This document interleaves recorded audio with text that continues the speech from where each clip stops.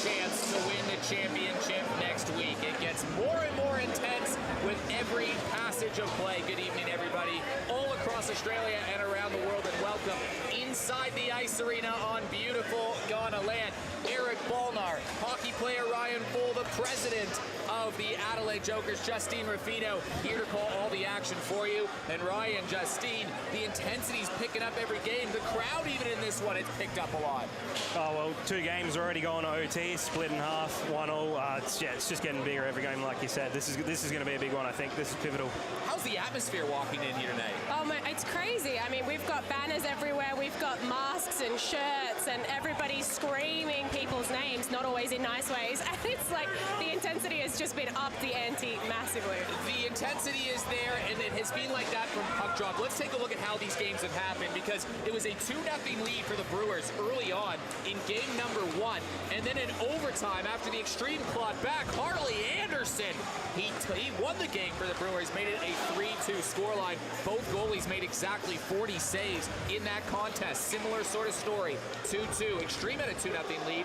Brewers tied it in the third at 2, and then in overtime, Jordan Geyer, back of the net. It's a 3-2 hockey game. Final score, Trinka 45 saves, Friedrich 40 saves again. Both goalies were excellent in that. I'm blown away by how close this series has been so far. Yeah, definitely. Both sides are really matching each other on every level. So I'm not surprised with those scorelines, just purely with how these games have played out, but it is crazy how close it has been. I mean, it was a mirror image, right? Like game 1, we go to overtime, absolute nail-biter, and the Brewers pull it off with Harley Anderson, and game 2, absolute nail-biter. Game goes to OT, the Xtreme pull it off. I mean, we just don't know what's going to happen in game 3. One thing that kept building is the teams keep playing each other and start hating each other a little bit more. But Justine, that physicality really did increase and almost come to a crescendo last game. It definitely did, and you can see it here. Joey Mcdougall is taking no prisoners. He's had a full season, and he is not taking it anymore. He's just had enough. And obviously, you know, we've got players on the Brewers pushing back, perhaps maybe not as hard as they should be, but here we've got some protection of the net gone awry. We've got Steve Best and Woodman, and then eventually it eventuates into the 2 captains, Steve Best and Joey Mcdougall, going at it, full-blown fight. I mean, that's the crescendo you're talking about, Eric. That's probably the best way to describe it. And is that something we should definitely expect, I guess, in the playoffs, knowing that, yeah, it's going to get physical, it's going to be hard to earn everything? You should, definitely. You're getting irritated. You're playing these guys over and over again, and it's hard. It's tight. The games are tough. One little mistake, you lose. And unfortunately, you know, in these games, you do have to take into consideration that if you get penalties, if you go into fights, you're putting your team at that disadvantage, which could make them have that mistake and have that goal, which could result in a loss, as we've seen. A guy that's been playing physical, he's been playing offensive, someone that's impressed you, Tom Sack on the Brewers. Absolutely. He is a favorite of mine. The guy is an all-rounder. He's a small guy, but he's very strong. Look at this playmaking here, though. Tom Sack, straight to the back door. I mean, that is a tic-tac-toe if I've ever seen one. Poor Jeremy Friedrich just laid out to dry in that play. The guy's got vision. He's got strength. He plays forward, defense. I'm sure that he could do a pirouette if you asked him to. I'll back you up on this, Justine, because the first 6 games he did play forward, Tom Sack. He got moved with a couple games to go to defense, and in those 4 games they played defense, they've only allowed 10 goals. The defense has changed, and Sack in the playoffs so far from the defensive position, 3 assists, and he also played forward last game and defense. It was really fun to watch. Oh, yeah, the guy can do it all. He's one to watch. On the other side of things, Mr. Captain Showtime, Joey Mcdougall. They call him Showtime for a reason, because he has been, well, he had a Gordie Howe hat trick, a goal, assist, and a fight last game. He's been leading exactly the way you expected. He has been, and I mean, you know, you get a player like Joey Mcdougall, you take him into finals, and you get things like the Gordie Howe hat trick. You get the ante up that little bit. You get a fight. And so this guy, you know, coming into finals, you're going to get exactly what you expect, which is Joey times 10. The final score of the games, both of them were 3 goals to 2. I kind of expected at the beginning of the series, I said there'd be 1 overtime game that each team would win, 1 blowout game each team would win. I really hope there's not a blowout, because we've been treated to such close hockey. I mean, at this point, I think that there's just too much on the line. I honestly do. I think both teams are so determined. They are chomping at the bit. You know, talking to a couple of players this week, I don't see any blowouts that coming this way. I think we're going to have these neck-and-neck games all through the series. Will they go to OT?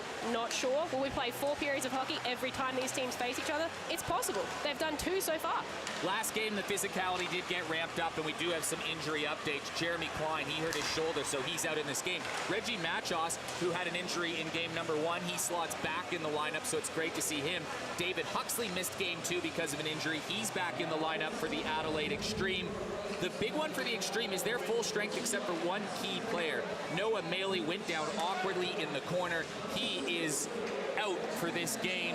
His status probably unlikely for the rest of the playoffs. Losing Noah Maley, that's a bigger loss than maybe it seems at the surface, doesn't it? Oh, it absolutely does. And, you know, from a hockey perspective, from a coaching perspective, Noah is just such a great little worker. He is a little workhorse, and he is just such a lovely kid to have in the atmosphere, on the bench. He brings a good vibe. And to lose him at this stage in the series, I mean, it's pretty bad. I'd be pretty angry if I was Eric Lynn. Reese Boundy is also out for the Brewers, and that one we kind of expected. I mean, he had that awkward injury back a few rounds ago. Yeah. So I think Dumtruck Madsen is still slightly grinning, although he was very, very vocal that he felt bad for Reese, and he didn't intend to damage him as much as he did. But probably the biggest hit of the year. So as a result, Reese will, probably not be returning. The lineup's looking like this: Xander Wardlaw, Nathaniel Benson, Joey Mcdougall on the top line, Adrian Esposito, Dean Peterson, Andrew Stapleton, line 2, Ollie Martin, Jared Siemens, Patty Gaziorowski. He didn't play last game. He slots in to replace Maley, Widger, and Taylor rounding that out. Their defensive pairings, Jamie Woodman, he stayed with Perth. That could be a big one, having Jamie Woodman here after having a full week of training, couldn't it? Oh, that's huge. And, you know, we saw Woodman play last week, and I spoke to some people with not as much hockey experience saying, you know, that Woodman guy, he's not that good. No, that's a guy who hasn't played in 6 months. You know, you step on the ice after 6 months, you're going to be Bambi. Well, he said it in the panel show. He was a different player after period 1. A couple turnovers period 1, and he turned it on period 2, even had an assist to help set up the goal. Oh, he definitely did. He has got the full package in a defenseman. He has the brains, he's got the skating, he's got the shooting, he can do it all. The question will be is where does the secondary scoring come from for the Adelaide Xtreme? Of their last 17 goals they've scored, 15 of them have been either on the power play or the top line. So who out of this bunch are you looking to step up as a secondary scorer on the Adelaide Xtreme? I would love to see Dean Peterson or someone like Siemens. These guys are those second-line grinders, but they do get so much done when given the opportunity. They really are. And Dean, he's a seasoned hockey player. He knows the ropes. He's a little bit older than that first couple of guys in that first line, but he knows this game. I think he could really, really do some damage. The Brewers, meanwhile, they spread the love. In the last 5 games, they've had 11 different goal scorers, and it's really triggered this offensive outburst from the top line. Steve Best, Nick Powell, Tyler Leeming, they played brilliantly. They score 3-4 goals a game. Ben Hanberg, Harley Anderson, a great pairing on the second line. Dylan Pope rounds out that line. Jeff Peller and Reggie Machos, Cam Pope. A patchwork third line they're looking to roll. Tristan Reese, Zach Boyle, Adam Wise, Tom Sack, Dan Strawbridge, and Tyler Boyle, the defensive pairings, looking for, well, balance again from the Brewers. I mean, the Brewers, the reason I like this team so much, they're so well-rounded. I mean, we talk about that top line of the Xtreme, and they are elite. Let's not make any mistake, but the Brewers have so many different goal scorers every week. You don't even know who you're looking for. Goaltenders will be a big factor as well. And Matus Trinka with a .944 save percentage in the 2 games in the finals so far. He was the NHSL goalie of the year. Jeremy Friedrich, he's made 40 saves in both of the games. He's got a .940 save percentage. Now, your target in hockey is around 900. 90% of the shots that you face you want to save. 94% is just out of this world in hockey. It is absolutely out of this world. And if you were in a draft or if you were in a room and someone said, I've got a goalie who plays at an elite level and has a 94% save average, you'd say, I want that goalie. I want him. Ryan Full, I don't know, can you hear us? Are you down on the bench still checking things out? That's where you're going to be positioning yourself. Ryan Full is on the bench. He's got Steve Best. Ryan, down to you with Steve Best. Yeah, Stevie, just got Stevie down here with me now. Stevie, they're talking about physicality up top. Does that mention much in the change room, bringing some physicality tonight? I think so. Like being a final series, every final series play is going to be physical. So I think the more physical team gets the edge out there, and I think that's one thing we have to bring forward. Beautiful. Thanks, Matt. Ryan Full, he'll be reporting from down on the bench, dropping in with what he sees down there. That's been a nice little touch. We're going to have a puck drop in just a second, which I can't wait to explain the story.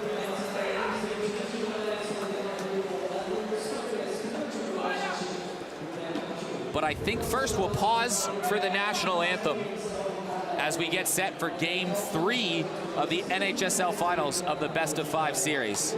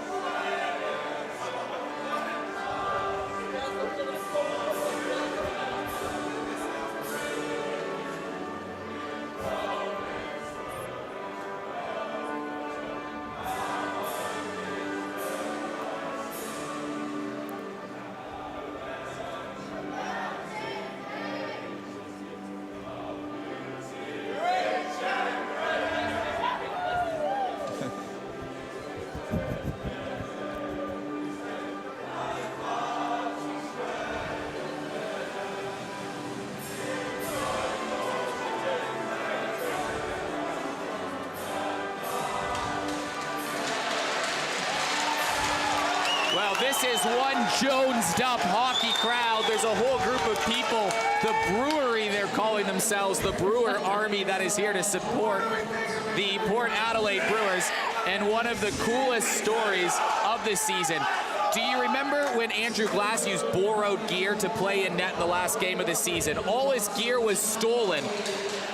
This person on the ice, Tiernan, stepped up completely unanimously at first, anonymously, stepped up, and he and his daughter Nixie made a very nice sized donation to Andrew Glass to help get him some new pads. This is what I love about the ice hockey community. Nobody asked him to do it. Nobody asked Nixie to do it, and she loves goalies, so she's going to drop the puck today for Jeremy Friedrich and Andrew Glass in one of the best puck drops you'll see.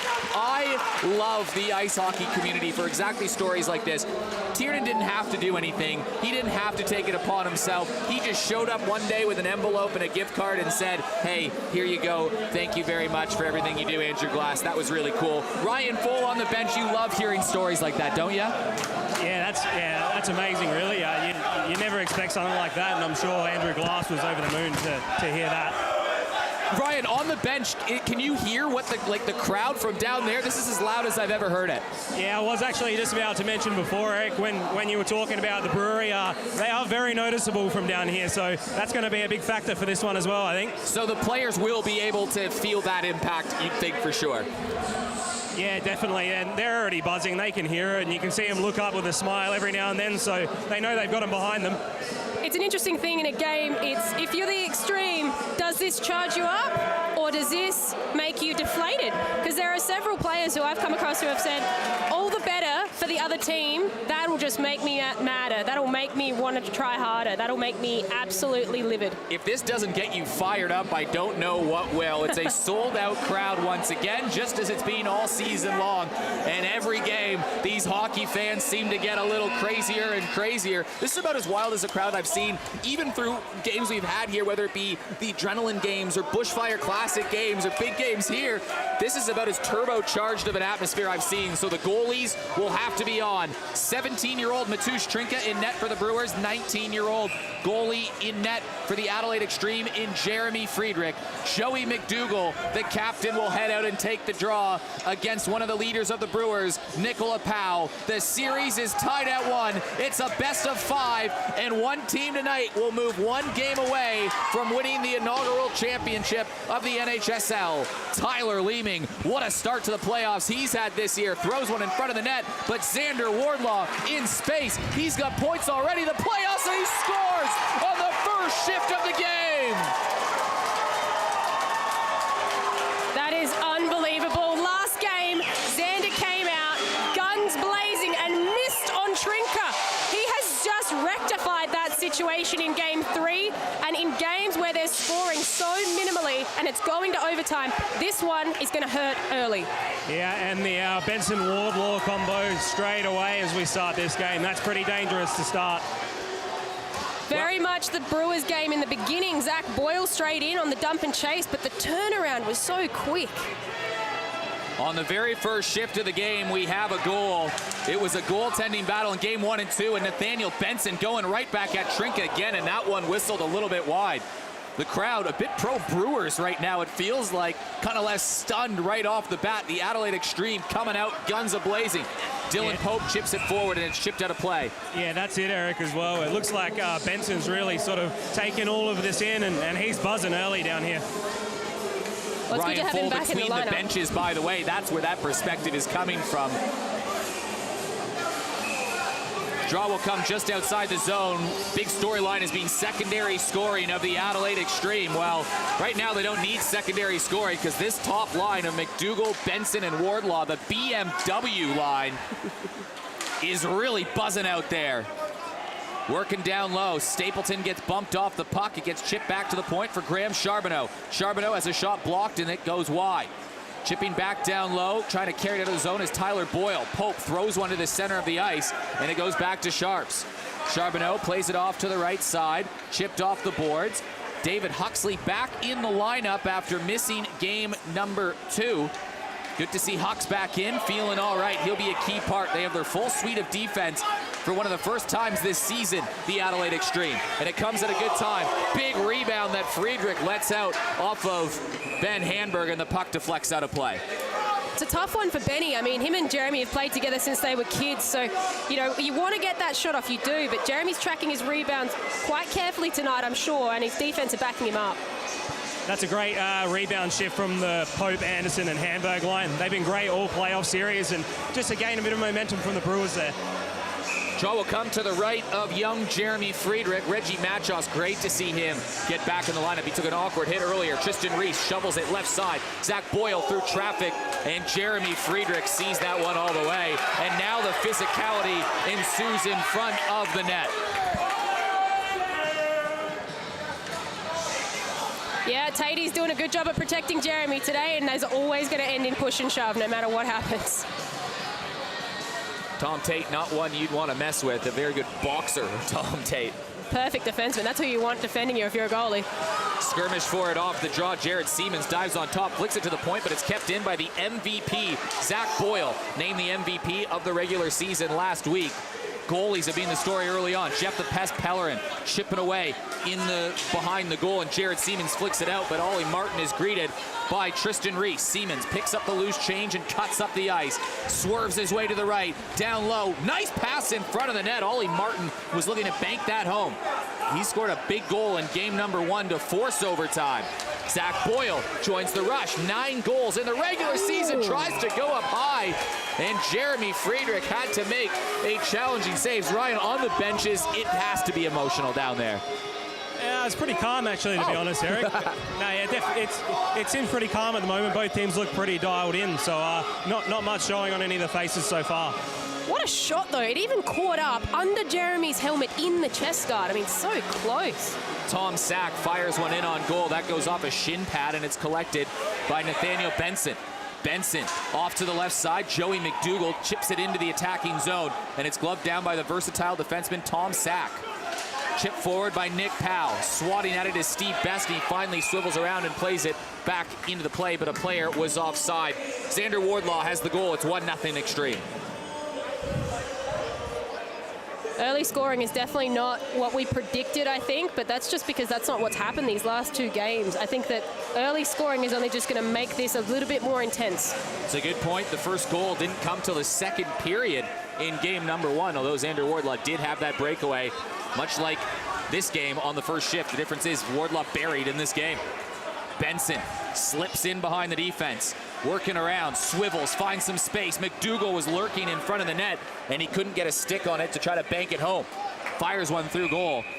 Early on this season in the playoffs, already 2 goals and 3 assists. Now 3 goals and 3 assists for Xander Wardlaw in the playoffs in those 2 games. That's an impact player, eh, Fola?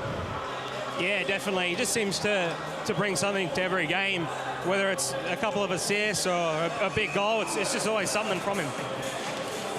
Draw off the left side. Mcdougall pushes it forward, but Tristan Reese will gobble it up. Wraps it around the boards. Dylan Pope fighting for the puck. Reese has to move there for support. gets a loose stick on it. Xtreme try to jag it forward, but instead the Brewers flick it towards the neutral zone, and Graham Charbonneau, he was a first-team All-Star, smooth, calm, gets it out. Wardlaw back in behind the goal. Benson working against Harley Anderson on the back check. Puck pops free in the slot, and it's a nice toe save from Mateusz Trinka on Dean Peterson. Back down low, Peterson getting a shift out there with the top dogs as the Brewers try to carry it out, but Nathaniel Benson picks his pocket, then gets hauled down, drops it back. Huxley tries to pull the trigger, working on the backhand now in the corner. Extra attacker on for the Xtreme, and the Adelaide Xtreme are going to get the first power play of the game. Yep, and I mean, you know, we know what the Xtreme's like on their power play. They are very efficient. You'll see the play here, a little bit too much, I think. You just can't lead in with the stick. It's under the ankle. It's an obvious one, you know. And those are terrible when you're a player because you know it's because you just couldn't get there. You just couldn't quite grab the puck off him. Yeah, you could kind of feel that power play coming on for the Xtreme here. They've just been moving the puck around a lot cleaner and a lot quicker, and it's eventually led to a mistake. Xtreme are 2 for 9 in the playoffs on the power play. They were the best team in the regular season with the man advantage. They've scored in every game in 2022 with the man advantage, and they've only allowed 1 goal in 6 games while shorthanded. So the special teams are strong suit for the Xtreme. Off to the point, one-timer from Esposito, he whiffed on it. Brewers fans giving him a little bit of a chirp about that.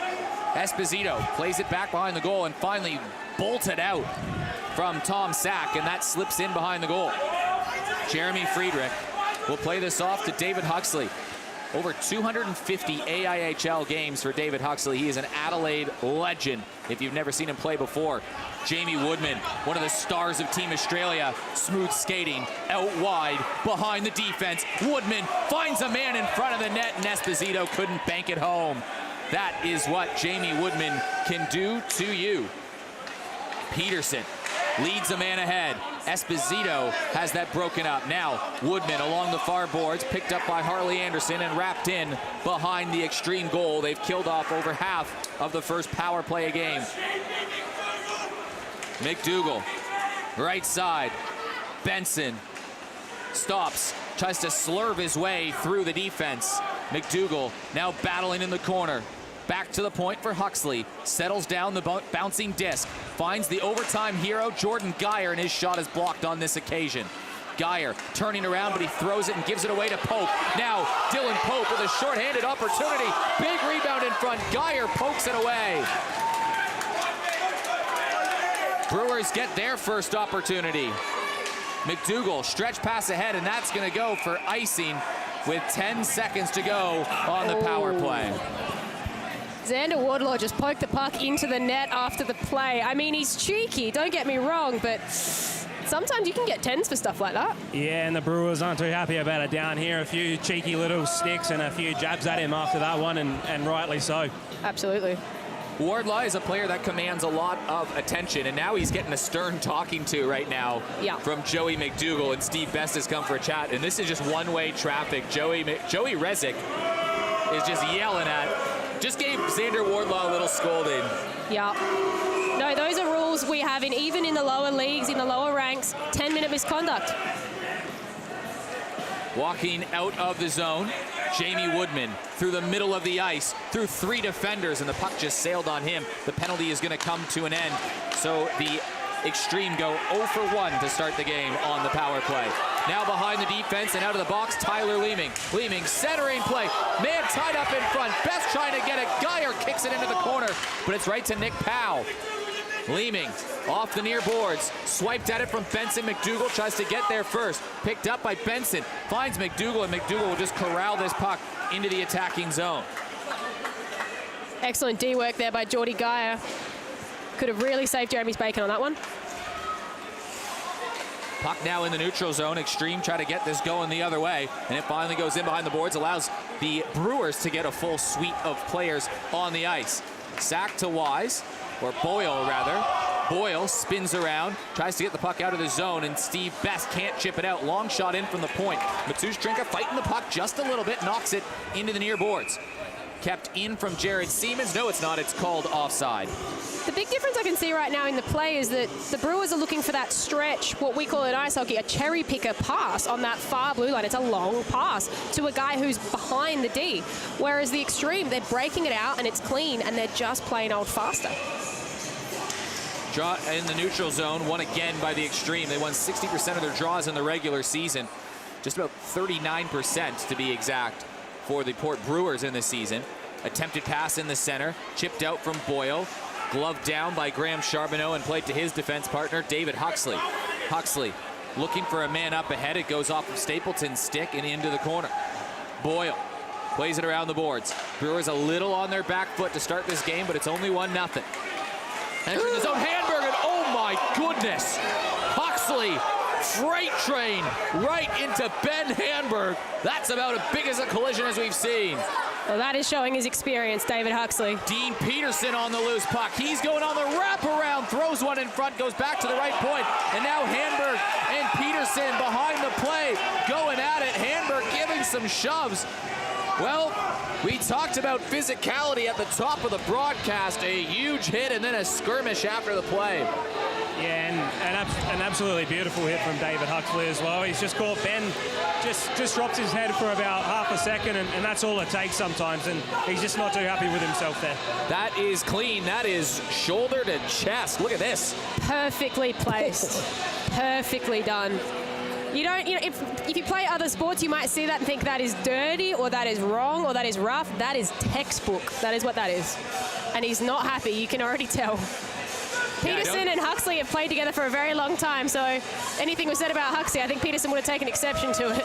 Yeah, and sorry, Eric, Handberg's not too good down here on the bench as well. Bleeding from the mouth a bit. He's a bit shaken up from that one. It was shoulder to chest. The referee's calling a bit of a meeting on the other side of the ice. I don't know if that replay is going to go on. Here's a look at the replay. It's going to be on, oh, this is after the play.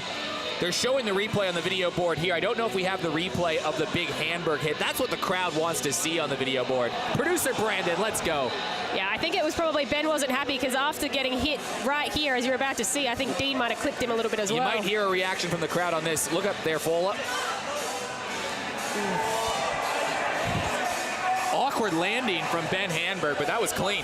Helmet flew. I mean, that's as good as it gets, really, when it comes to hitting. Fola, as a player, are those helmets sometimes a little loose when you have that impact like that? Yeah, kind of.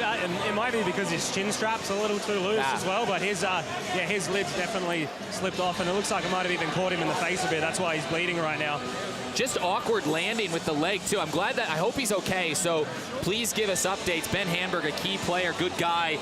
One of the biggest characters around the rink, Ben Handberg. He's got that dangerous shot you like to talk about. Oh, we do. It's called the Hamburglar, because if you catch that guy and he's around the far side hash mark with his stick in the air, don't let him have that one-timer, because it will probably go in. Just don't let him have it. Yeah, he's going to be fine as well, Eric. He's just cleaning up the blood a bit, and he's ready to go. Well, the draw will come on the other end of the ice. Were there any penalties from that? Yes, there is. So Dean Peterson is off for 2 minutes for his little instigation with Ben Handberg. So Handberg absorbs the hit and then draws the penalty. So it is a power play for the Brewers. They've yet to score a power play goal in the playoffs, although at the end of the regular season it was heating up. And off the draw, Ollie Martin backhands this down, and he'll just eat away some seconds. Played back around the boards. Nick Powell. Brewers just trying to get something set up. They've had some chances on the power play, but the story of the finals so far has no doubt been the goaltending. Sack, Silky, left side. Powell enters the zone, drops it back for Steve Best. Powell strong on the puck, but he had a man draped all over him. Pinching down low, Zach Boyle. Plays it along to Tyler Leeming. Boyle back to Leeming. Leeming across the ice, knocked down by Sack, and they'll go back to the cycle. Powell bats it. He was looking for Zach Boyle. It found an Extreme stick, and the Extreme found a way to clear that puck. Sack has a man all over him, and the Extreme have created a turnover. Andrew Stapleton, he's been one of the best penalty killers in the league. One of the reasons they've only allowed that one goal, and Stapleton has an awkward collision. Now going away with numbers are the Brewers. Powell stops, pops, looking for somebody down low. Xtreme keeping him to the outside. Best centering play poked away from Jeremy Friedrich. Woodman absorbs a hit. Best has the puck jump over his stick. Working along the far boards, battling back down low. Picked up from Jamie Woodman. He'll play it off to the far side. Jordy Geyer goes, and he lays in to Steve Best. Puck pops onto Woodman's stick, and that's an easy play down the ice for him. Not a lot of shots here as the Xtreme will get a full change.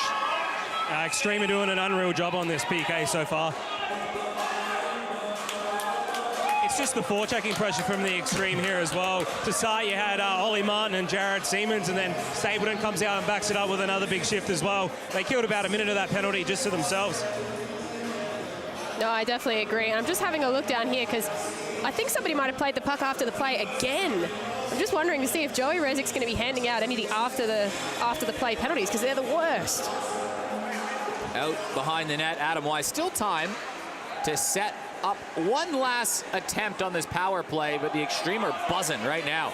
And Xander Wardlaw now has the puck. He's already scored a goal 13 seconds into the game. Charbonneau settles it down. Right side. Huxley plays it all the way down the ice, and Matusz Trinka knocks it down. Both teams now 0 for 1 on the power play. An eventful first 10 minutes, a power play each, and a goal 13 seconds in. Zach Boyle, what a season he had. His brother Tyler chips it out, but it's given right away to Wardlaw, and Matusz Trinka had to get down and make the save. Pope and Wardlaw collided after the play too. Teams battling away for it, puck chipped out and finally out of play, and more skirmish after the whistle. This is Wardlaw again right in the middle of it. I mean, he's got company. If you tell someone that player's got company, it means he's got guys all over him. They're not happy with what he's been doing, they're not happy with what he's been saying, and they're letting him know. Yeah, Wardlaw loves being chippy, and he's got Charbonneau on the ice to back him up as well. So it's going to be a tough time for the Brewers if they want to instigate anything. Something I got told once by someone about chirping on the play was that guy, the one that protects you, he's not going to always be there. Stapleton will take the draw. A reworked couple lines with no Noah Maley in the lineup. He's hurt. Giveaway. Tyler Leeming works out left. Best has a stick of Tom Tate. Just deflect that one away. I love when the D get in there, just at that last second. It was such a crucial play for the Brewers, such a great turnover for Leeming, but nice work by Tatey. Wow, if this is the atmosphere tonight, I can't wait for next week when the Cup is going to be in the building and a chance for a team to win the first ever championship in NHSL history. Chen behind the goal, shovels it off to the right side, picked up by Martin. Martin has this taken away. Cam Pope plays it behind the goal. Andrew Chen will get there first. He chips it off the boards. Ollie Martin working against Jeff Pellerin. Two Canadians hard-nosed going against each other. Pope barrels down Martin in the corner. Teams skirmish for it along the near boards. Xtreme going to be the ones, I think, that are going to come away with it, as though the intensity ensues and it goes through everybody and all the way back, and Zach Boyle will grab this, gather, and turn around. Teams change. Stretch pass up the middle, tipped up from Machos. He was looking for Harley Anderson, and it goes back into the Brewers zone. Zach Boyle makes a player miss. Siemens all over him. Sent back out in the center zone, tipped ahead from Ben Handberg, and Handberg kicked it to himself, but he was called offside, and the crowd don't love it. I'm sure we'll get a look at the replay. Yeah, I want to see that one in slow-mo, because to be honest, I'm questioning it myself. Let's have a quick look here. Oh. Yep, that was the right call. Really close, but it's one of those ones where if you don't have full control of it, it's just that incidental timing where you're not quite with the puck, and the puck has to be over the line before you. Didn't get a whole lot of puck luck there. Yeah, that's it. And if he was carrying it over the blue with his stick, I think you could probably call that control, but not with your foot. No. Kicked out towards the left side. Graham Charbonneau has this blocked. Harley Anderson, he's scored in both games of the playoffs so far. The Brisbane Bandit, Harley Anderson, comes here and steals goals. Lots of long shots from the Brewers right now. They're not getting any one-on-one shots with Jeremy Friedrich. The defense for the Xtreme tonight, they are not mucking around. They really are keeping them right out. Yeah, that's it, and that's just come from the intensity from the Extreme, and their pressure's been second to none for this first 12 minutes. Low volume shot game so far. We're used to seeing shots in the 40s in these games, and it's only 4 shots apiece in the first half of this period. But don't worry, this is the Chaos Hockey League. Things can happen. Long pass ahead, knocked down by Nathaniel Benson, and chasing after this is Tyler Boyle, but it was too long of a stretch pass. It goes for icing.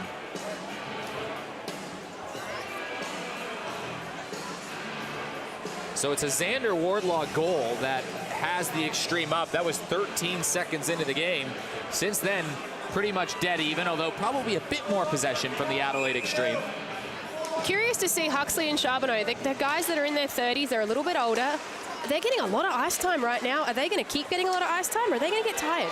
Benson with some space, barring down, and Mateusz Trinka makes the save. It ricochets off his body. Folan, does it look like Trinka's fighting the puck just a little bit from down there? Yeah, a little bit. That's a great shot from Nathaniel Benson you've just seen there, though, and he's done well to get a glove on it and out of play. So I'd call that a pretty routine save from a really good shot. Well, we're situated on the complete other side of the rink. Ryan Foal down dead center ice between the benches, getting a good perspective. Team skirmish for it. Nathaniel Benson right off the draw. The BMW line looking to set something up. Joey Mcdougall grinding away down low. Tries to chip it away. Mcdougall centering play in front. Batted down from Benson. Tied up. Benson down tight. Scores! Nathaniel Benson. It's 2-0. I think he's been waiting for that one. He's got a lot of apples this year. He wanted his goal. There it is, the BMW line. Sammy Manteri said it himself. He said that is the best line of the season, of the year. That is the best. And this is why. Oh, it might be Wardlaw. Oh, don't say that. It might be Wardlaw. Yeah, I think that was Wardlaw. Oh. Let's see. You can see them battle away for it, but just wait right here. It's Wardlaw. Oh, wow. He just got the finishing touch on it. Yeah, so whoever it may be, though, the Brewers are going to have to do a better job of shutting that line down because they are everywhere so far. They definitely are. A wild tangle for it. So it's going to be Xander Wardlaw with his second goal. Nathaniel Benson with his second assist. Here's it in slow motion. We'll get it right here. There. Xander Wardlaw with the shot. So it's 2 goals from Xander Wardlaw already. He's got 7 points, and we're not even out of the first period of game number 3. What a playoffs for Xander right now. Oh, he is absolutely on fire at the moment. They're going to have to do something about him to shut him down from the Brewers' perspective. And just after that whistle there, we've had Andrew Stapleton leave the ice with a bit of blood on his face as well. He's claiming that he got sticked high. It's getting interesting. Chen off to the left side, trying to pick up the puck behind the goal. Chen banks one around the boards. Taylor playing his way back. Centering play. Machos just didn't get enough wood on the attempted pass in the slot. Now we get to see what kind of pushback the Brewers have. If this is your first game joining us, just a reminder, the Brewers were down 7-0 in the middle of a second period of one game, and they won that game in one of the most remarkable comebacks. This is the comeback Brewers. Bill Newbound built a team built on that persistence. So it's only 2 goals. No one's thinking this is over, but just so people know who the Brewers are as Trinka makes that save. Yeah, well, that's it. And I was hoping we weren't going to reference that game, Eric, but we'll bring it up once again. That's no problems. But, yeah, definitely they're a very resilient team, and nothing looks any different down here on the bench. They still look ready to go and dialed in, so I'd expect nothing less from them. And anyone not aware, that team that they actually beat 8-7, Ryan Foal was a player in that game. Who got beaten? Shot on the near side, and wow. Already, Mateusz Trinka had to make a big pad save, scooping down on that. Jared Siemens buzzing around. Still now, it's 17 of the last 19 goals for the Adelaide Xtreme have been scored either on the power play or from that top line. Jeremy Friedrich was racing out. I think we have another penalty coming. Looks like we've got a trip. So the Xtreme, this is a big penalty right now. A big chance to go up by 3 goals early in this game. They work really well on their power play. It's not a secret. They will look for any opportunity to get their special teams out. They'll roll out that BMW line with Woodman and Geyer at the point. It was the power play unit that scored the winning goal in overtime in game number 2.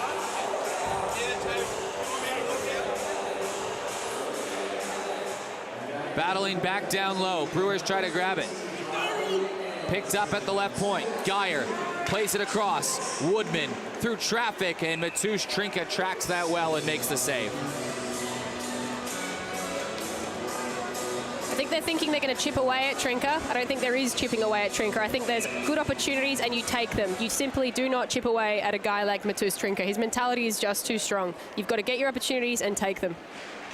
Harley Anderson, the one serving the penalty for the Brewers. Team skirmish for it. It's flicked out to the point. Jamie Woodman plays it off the near boards, looking for a first period hat trick. Wardlaw. Geyer through traffic. Big rebound and a nice save from Trinka, but kept in from Woodman. Woodman whistles one in, and that goes off the skate of Trinka again. Matusz Trinka has made a few saves here to keep it a 2-goal game. Leeming was going up a seam, but Boyle couldn't get on the puck. Instead, it's Benson that comes away with it for the Xtreme. Benson, left side, and Jordan Geyer had the puck sail on him, and the Xtreme need to reset. Benson knocks it down. This goes all the way back, and Jamie Woodman will gather and recoil. Mcdougall. Goal, assist, fight in game number 2. Stretch pass ahead. Dean Peterson in behind the goal. He gets nudged off the puck from Tom Sack, but Peterson goes back to work. He gets knocked down, and Peterson trying to come away with it. Tom Sack, relentless backhanded play and net. Xander Wardlaw lurking around. Esposito gets bumped off the puck, and this goes all the way back behind the goal. Jeremy Friedrich plays this off to Woodman. Woodman skating. He has a hand in his face, and I think there's another penalty coming. Joey Rezick with his hand up. And it's a high sticking call from Ben Handberg on Woodman, so the Xtreme are going to get a 5-on-3 advantage. Oh, that is a nightmare situation for the Brewers. 5-on-3. You're trying to fight your way back. This is not the way to do it. It's very hard to go on the offensive at all when you're 5-on-3. The penalty came as Woodman was skating the puck out of the zone. I mean, the Xtreme 5-on-4 was looking pretty dangerous as it is, and now we're going to 5-on-3. They're going to be buzzing. That's right. Momentum turning opportunity maybe for the Brewers if they can kill this off, but a big opportunity for the Xtreme to really put some distance between them and the Brewers early in this game. It's been 1-3 in each one of game 1 and 2. Can the Xtreme get their 3rd goal before the end of the first period of game number 3? Charbonneau wraps it around the boards, played back to the left point. Benson settles it down. Lots of space. Huxley down low. Wardlaw, sharp angle. Benson! Oh, across the ice. Trinka might have kicked the post off as he was diving across, but what a setup from Wardlaw to Benson. Oh, and what a save from Trinka. I think he just about did the splits on that one. I mean, these are things only goalies can do in my mind, but have a look at this going across here. Oh, just clipped it. Matusz Trinka has been made to work in period number 1. Yeah, no surprises. That line is PP1 for them as well. Why change a good thing? Draw one by Peterson, flicked off to the point. Penalty comes to an end. It'll be 5-on-4 through traffic. Rebound, Trinka dives down and makes the save. So they've killed off the first penalty, and they'll keep it going, but more rough stuff happening in front of the goal. And you see Trinka's glove go in there at one point as well. He's not shy. Dean Peterson has been in the middle of all the action, it feels like, so far tonight.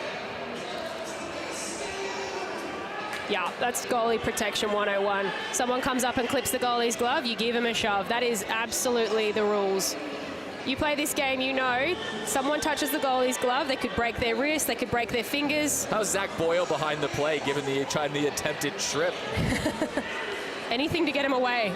Yeah, a bit of cheeky stuff going on there after the whistle. I'm not surprised though that they're still playing until they hear a whistle though. Matusz has come quite far out of his crease, so if he's going to come that far out and there's no whistle, players are more than welcome to be playing at the puck. Absolutely. The goalie puts his body on the line, you got to protect it. Well, the referees just having a quiet word across the ice. It's Joey Rezick. He's got the Ukrainian symbol patched on his chest. Joey Rezik actually running a fundraiser here in Australia for Ukrainian hockey players that have escaped and fled to the Czech Republic to keep them playing hockey and involved in community. You can see some details on that on the Facebook page of the NHSL, but a great initiative from Joseph Rezik. But Joey Rezik has a lot of work, I think, to do tonight. Yeah, and he's there's got some paperwork. penalties going on the boards. It's just going to be coincidental, I believe. So Steve Best, 2 minutes, and Dean Peterson, 2 minutes. So it will be 4 on... No, it'll just be coincidental, so it'll be 5 on 4. Still, nothing really changes except those 2 players are gone. Yeah, that's it. I think you'll see these penalties will come off the board. They'll just be coincidental, so should just stay at 5 on 4.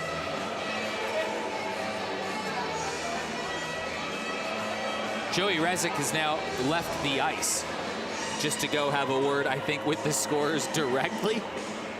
It can be tough. It can be being in that scorer's box and trying to sort of figure out what the ref is telling you to do just with sign language when you don't speak sign language. It's challenging. It is. I think that's what he's saying. Just Yeah. make sure they're off the board. It's just exactly what Ryan's saying. Yeah. Yeah, exactly right. I think that's what we've just seen. Siemens off the draw, tries to push it forward for the Extreme. Brewers gather, turn, fire, and that puck took a funny bounce and went out of play, out of nowhere. So bit of a stop-start play. If you're just joining us, Xander Wardlaw scored 13 seconds in, and then he banked home an opportunity just a couple minutes ago to make it 2-0 for the Extreme. Shots on goal are 14-7 for the Extreme. So ice tilted a little bit one direction in the early going of this hockey game. I think that we do need to point out, like we said before, though, this Brewers team, they are known to never give up. I don't think that they're done. Not by any long shot. Esposito plays it back. Graham Charbonneau settles it down. Up the ice he goes. Banks it off the boards. Esposito absorbs. Moving the puck forward into the attacking zone. Charbonneau right side. Charbonneau has to gather again. Brewers doing a good job of keeping the Extreme out of the attacking zone, but they still have 60 seconds to work with.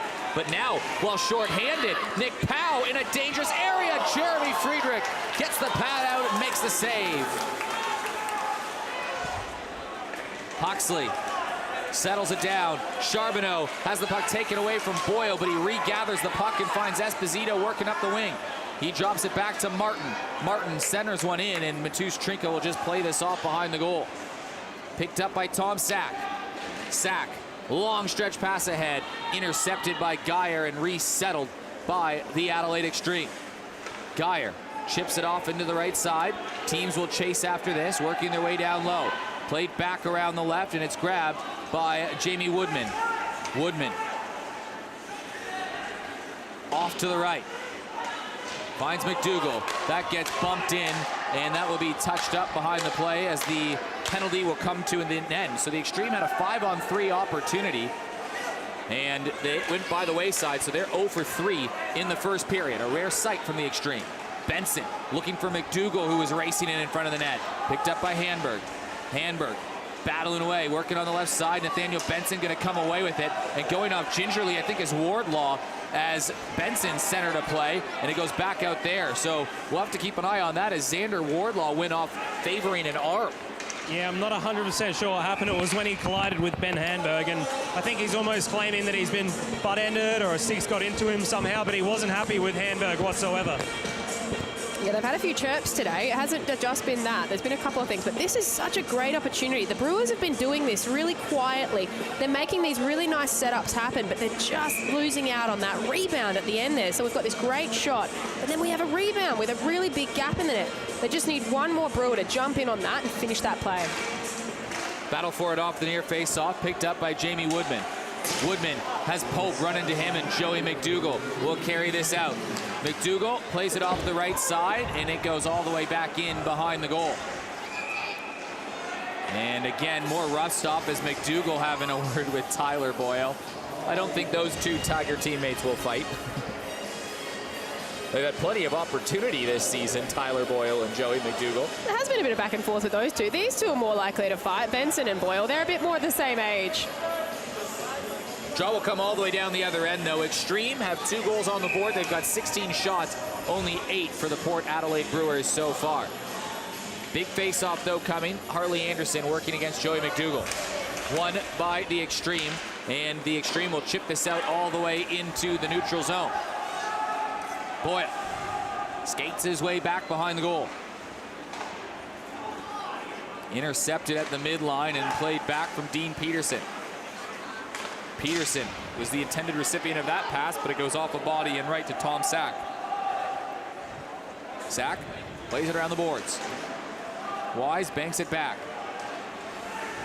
Brewers still struggling to clear the zone, and the Xtreme takeover. Dean Peterson was lurking in front of the net, but he couldn't get a stick on it. Chen plays it off to the right side. Chip forward once again. Ben Hanberg couldn't settle it down. Chen chips it off the far boards. Anderson looking for somebody on the forecheck. Tate has Reggie Machos whiff on an attempted hit. Martin cross ice finds Stapleton. Stapleton enters the halfway line, and he gives the pass right back to Ollie Martin. Martin wraps it around the boards. Peterson goes and unloads on Ben Hanberg. Hanberg's been on the other end of a couple big hits tonight. And now Tom Sack walks in, slaps one through. He took a wild stab at it, and it went high. Just a $1:20 to go in the period.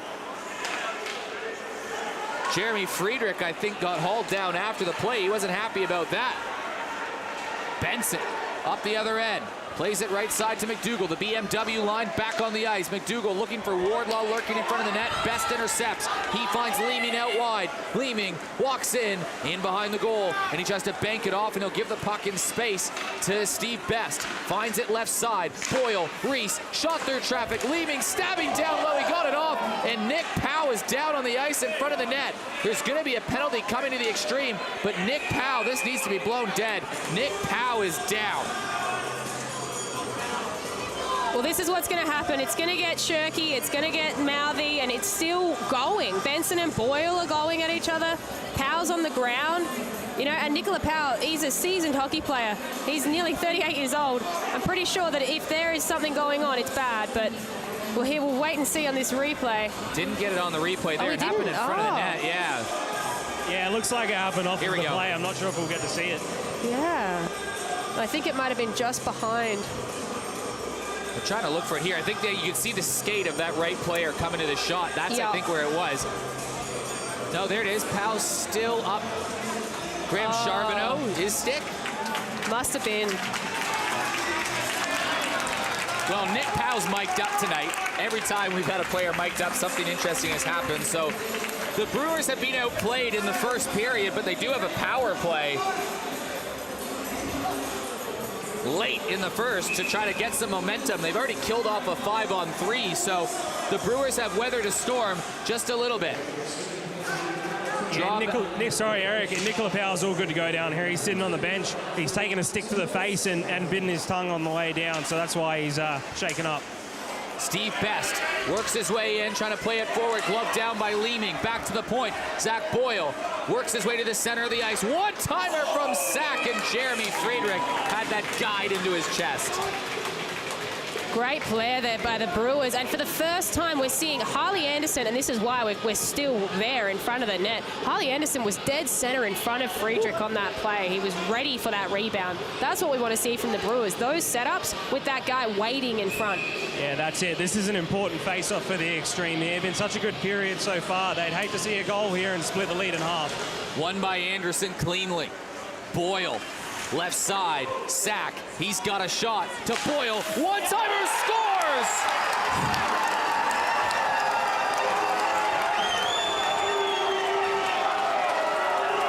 Zach Boyle, the most valuable player in the NHSL, has just proven why he is the most valuable player in the NHSL, because he did that from the blue line, no less. Full of worst-case scenario for the Xtreme there. Across the ice, Zach Boyle hammers one home, and in a period dominated by the Xtreme, the Brewers look like they're going to escape just down by a goal. It's their first power play goal.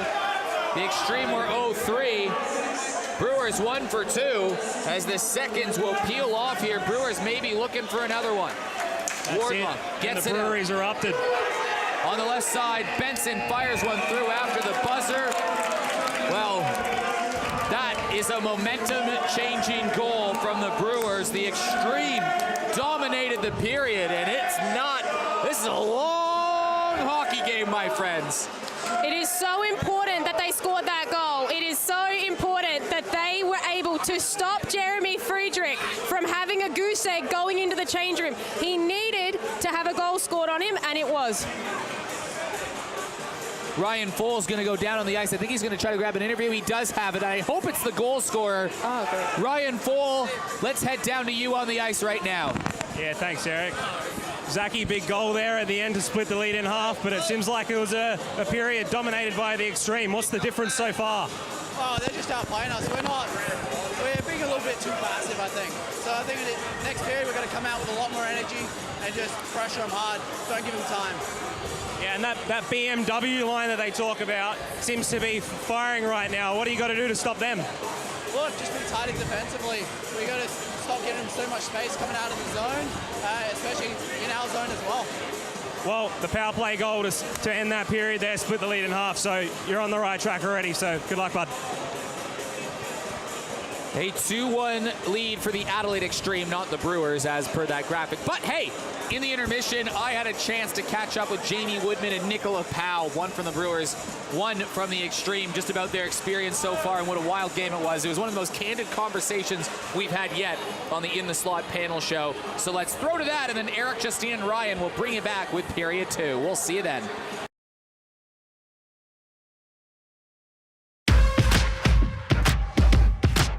Hi guys, I'm Sean and I'm the owner of the Peak Performance Centre. We're South Australia's premier fitness facility. We are aiming to close the gap between local and elite by applying principles that are utilised in elite sports and make them appropriate for the everyday athlete. We've been fortunate enough for the 2021-22 season to physically prepare Adelaide Xtreme Ice Hockey Club. If you want to train like your favourite ice hockey athlete, get down to the Peak Performance Centre in Port Adelaide. Nick, that fight, we were talking about a bit off camera before that Joey and Steve got into. I kind of want to know what the reaction was on the benches after this incident from both sides. We'll start with the Brewers. They were sticking away at each other. This is what started it right here. And then Joey didn't. These guys are friends, obviously. Yeah, they are good friends too. We all know that. They're two captains. This happens. I was kind of expecting that. And it's just, yeah, been a little unfortunate. I've seen like Stevie's visor just went straight on his nose. So yeah, it wouldn't feel that good. I've seen his finger was cut as well. It's just, yeah, a bit of an unfortunate situation. Here he's already bleeding. Anyways, it's the fun of the game, I guess. It's good to see, the two captains standing up and going at each other. Joey's mic'd up for this too.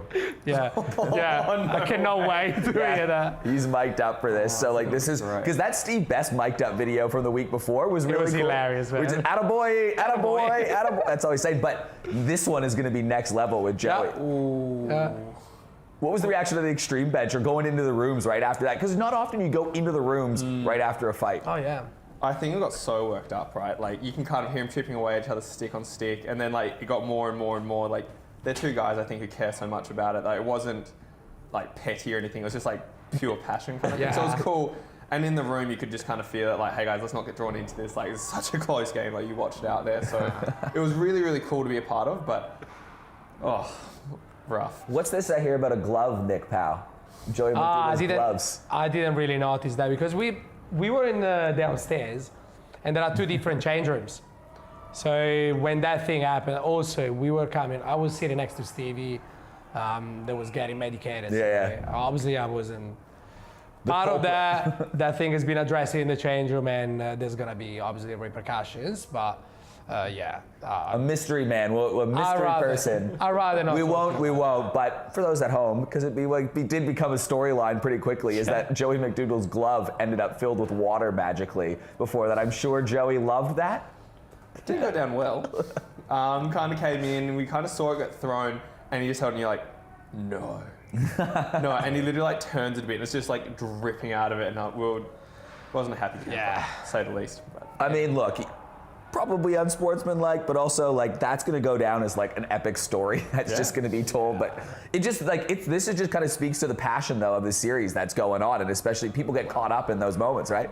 Yeah, I wouldn't say that this is like the best thing. The best move. Like, you know, it's a bit embarrassing to be honest, but it happened. I don't know. We'll move on from it. What about the goaltenders though? Like 40, we were again like we've had chats all throughout the season, whether even at the pub after the game, being like, wow, goalies did well to keep it like a 6-5 game with all these odd man rushes. Now they're making 40. Both goalies have made 40 plus saves 2 games in a row. I didn't think that was going to happen back to back. I knew both were capable. Yeah. I didn't think both of them would do it back to back and in the same game. That was just like, for me, it's really fun to watch. Yeah, we also need to like keep on our minds that these are the youngest players on the ice. Yeah, 17 and 19. Matus is 17, Jeremy is 19, and these guys have like, you know, they keep in their head in the game for the whole time. We're playing 4 periods hockey at this time, and they're getting good shots.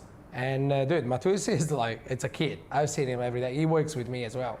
He's a baby, and on the ice, man, he's such an adult. You know, such an adult presence. Even in the change room, you know, he's just, I'm very surprised. Like, it's a very good guy. Do you think he's getting fired up? Like, in same with Jeremy, I'm imagining too. Like, I mean, obviously they hear the talk about what's going on. So if Jeremy makes a save, Matus is like, yeah, now I need to do something. And then Matus does one, and then it's like a battle of one-ups. I'm pretty sure they're definitely looking at each other. Like, even with Glenn, they're all looking at each other's saves, each other like style. They definitely competing. They're definitely competing. Jeremy, I mean, you haven't really played too much with for or against them because when the AIHL was around last time, these kids were like 13 and 15. It's bizarre, right? Like, but how'd you find Jeremy playing in front of him? I was so impressed. I think some of the composure they both had was really, really good. Like, one thing that stuck out for me, I think a few times it was like Jeremy, like, you know, like good quality shot through a lot of screen, and it's that efficient, easy save into the corner or making a hard save and then still recovering for that second shot. I was really impressed with that. Matus was really good on one. We got like a really, really good shot kind of low through the screen, and it was off in the corner, immediately reset. It was really good. And then like making the plays behind the net's always satisfying. I prefer a few more sites out there, but fingers crossed getting close to that. Team defense, though, seems to be a bit more prevalent in the playoffs, or even the last 2 rounds or so of the regular season, especially from the Brewers' point of view. But team defense definitely has stepped up. Yeah, I believe people are also back checking much more. It's finals hockey. People are putting their faces in the middle. Like, you know, no one's cared about anything. Like bodies over bodies. Like that's all the defense that's happening. So maybe in regular season you would have a clean shot on net. Now you have someone that is right there with a stick. You know, it's all different. It's all different. Is that just like a byproduct of playoff hockey, do you think?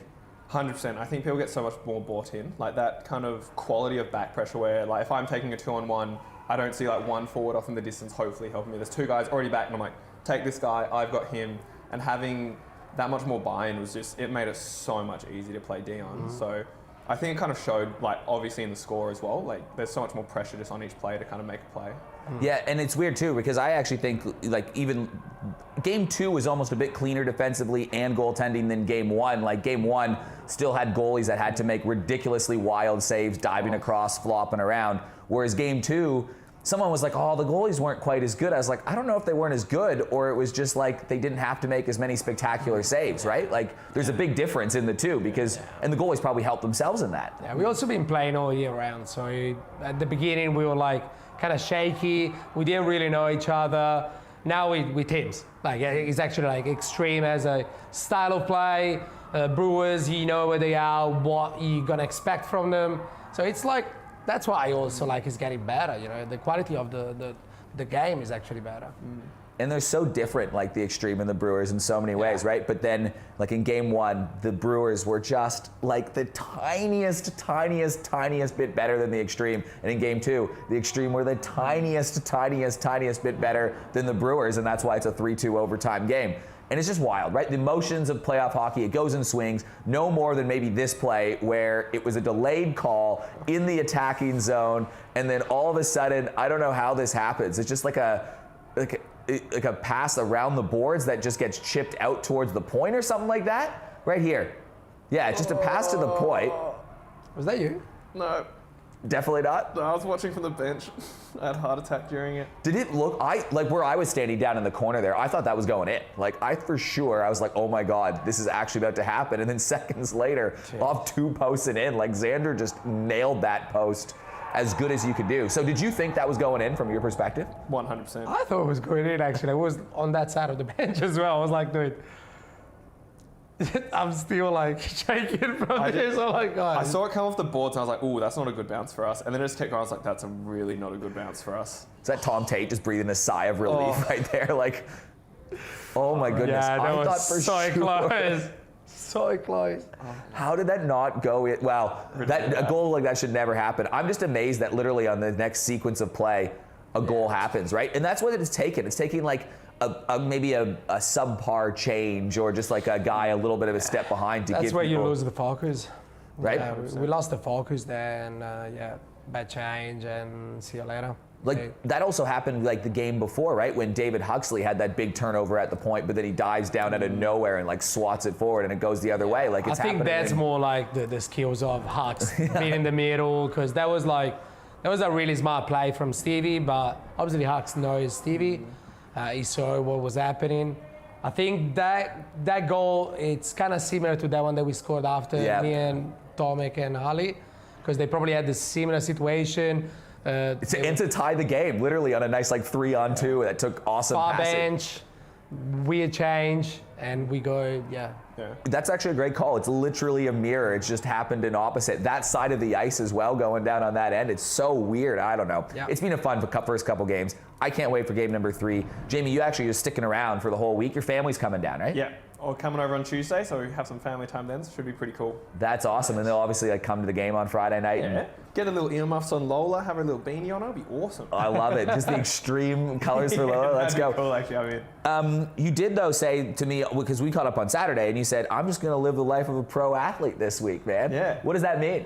So we're obviously sponsored by Peak Strength and Conditioning, and they've been really, really good. So I'm trying to go there, do like every morning, do that, do like recoveries with them most days. Try to get a massage in there as well. So I said, screw it. Like, you got the opportunity now. Bub gets here on Tuesday, so probably life will change a bit. But it's been good kind of getting prepped for it. Because I mean, this is probably the best I've been feeling in a long, long time. And so if we can do it right for next games, that'll be pretty fun. That's awesome. And so who is your family coming over? Your dad? Like, tell us a bit about that. Okay. So I have Lauren and Lola coming over. So my partner and little girl. So we're going to come. They're coming Tuesday, and it was one of those perfect events where we had some time we could make use of. We could get over here and it wasn't insanely expensive. So go and do that and explore. I think Mum and Dad are still cruising home watching the games. Probably easier from the couch with the dogs on them. And so they'll get the whole, like, we'll have to roll up the red carpet for them then and show them Adelaide. What's going on? So do you have things you want to do around Adelaide, like obviously outside of hockey? It's insane. So I'm not the most organised person in the world, but Lauren is just fantastic with it. I think within half an hour of her having a flight booked, we had where we're going for breakfast, where we're travelling the hills, Airbnb, everything was set. So it's an easy life to be me, but she's kind of a superstar and does all that kind of side of it. So folklore and ore apparently are going to be big ones, but I'm not too sure of the other places. Did she put Asteria Aji on the list at all? I've not heard of this yet.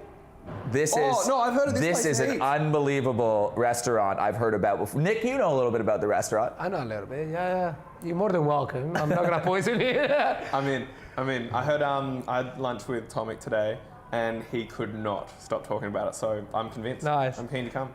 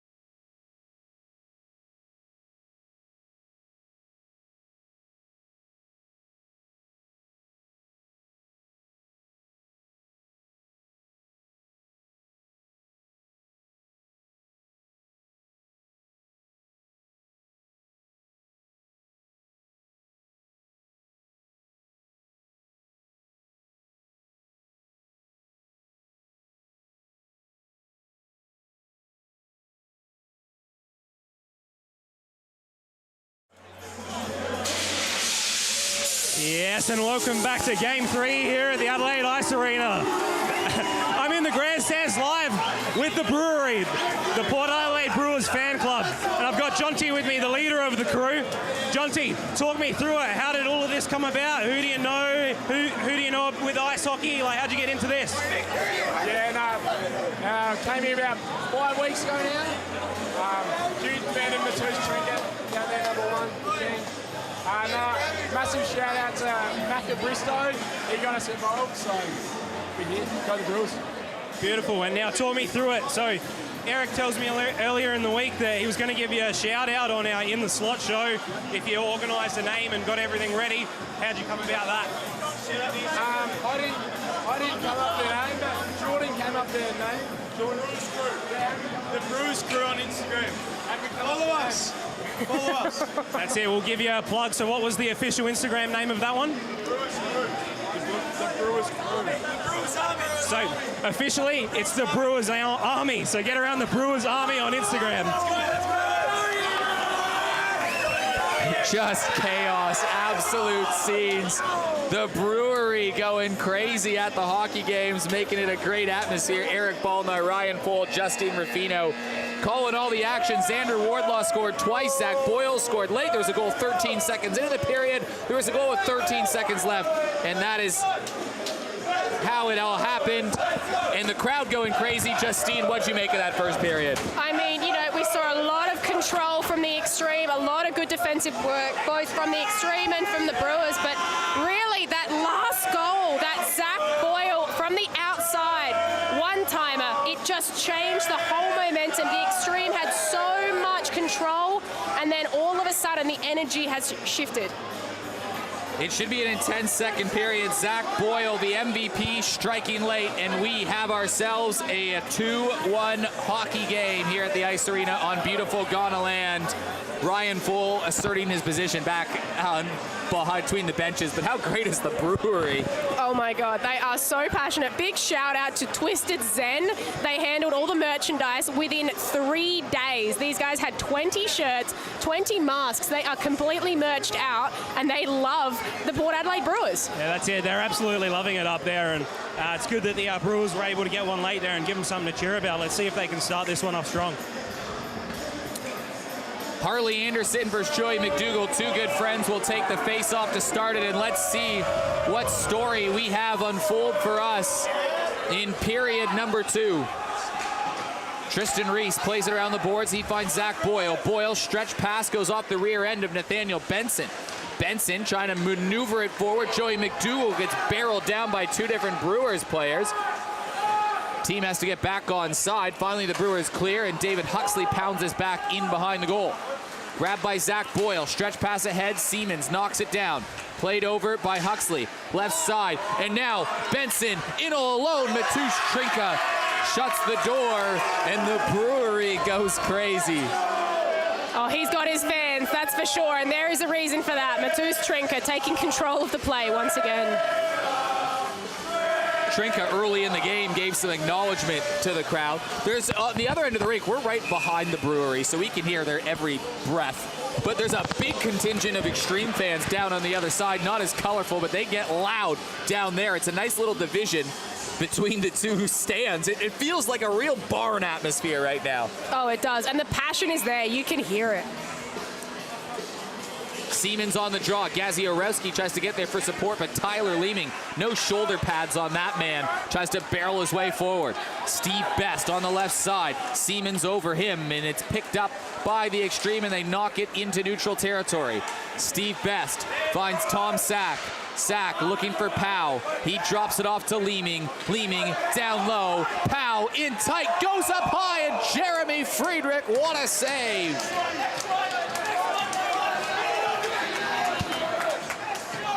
Their systems are working. They can see that. They're doing a bit of tic-tac-toe. We saw it in the replay before the game. The Brewers can pass and communicate very, very well. But can they get past Jeremy Friedrich? That is the question. Draw comes off to the left side of Jeremy Friedrich.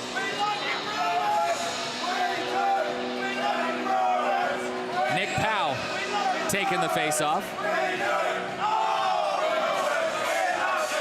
Again, a new experience for a lot of Australian ice hockey players is playing in this raucous sort of environment. They do get that on the national level with stuff like the AIHL before, but it just a bit of a different playoff atmosphere here. Tom Sack off to the right side, goes through the neutral territory. Tyler Leeming settles down the bouncing disc. He was looking for Tyler Boya, who was cutting up the middle of the ice, and Steve Best plays this out of play. Shots on goal right now, Xtreme 19, Brewers 10, literally doubling them up. Oh, and you can tell, you know, the control is definitely there, but just having a look at the stats from last period, we've got 60% rate of face-off wins for the Xtreme. That is almost textbook to their entire season so far. They are consistent with their control.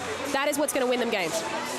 Played back by Tom Tate. Tate picks it up, playing it off to the right side. Adrian Esposito trying to lead a man forward. Lobs it up, was looking for a Hail Mary, and he almost connected. Stapleton has Chen in front of the net, and Chen barrels through Matusz Trinka on the back burner after the play. Machos plays it all the way down the ice. Jeremy Friedrich will glove it down. Two teenagers playing net in. That's what's one of the amazing things about this competition right now. Chen plays it off the right side. Siemens cuts in front of his own net, and he works his way wide. Plays it up in the neutral zone once again.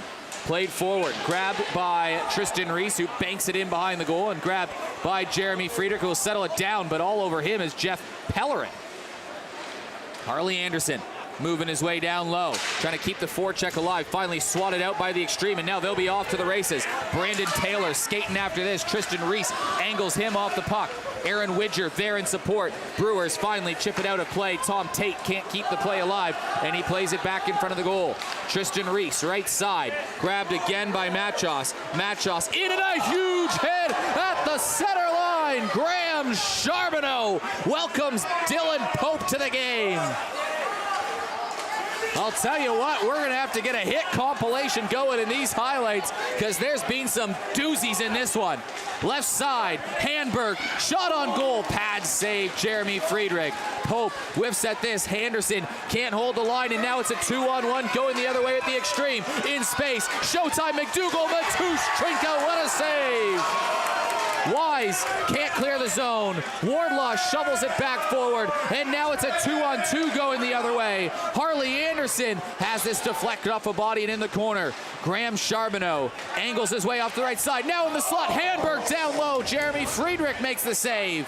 Handberg back in the corner. Rapid pace of play right now. Tom Sack settles it down, reaching forward to block it as Nathaniel Benson, but Matusz Trinka had to make a huge save. And here's that collision with Andrew Chen. Matusz is a resilient goalie. He makes saves, he gets up, and there's that hit there. My, what? We are going to have a big hits compilation, aren't we? Yeah, both goalies really being tested here in this first 4 minutes as well. Some pretty good chances both ways. So once again, the goalie settled in nicely. Long pass ahead, and Nathaniel Benson was almost in behind the line.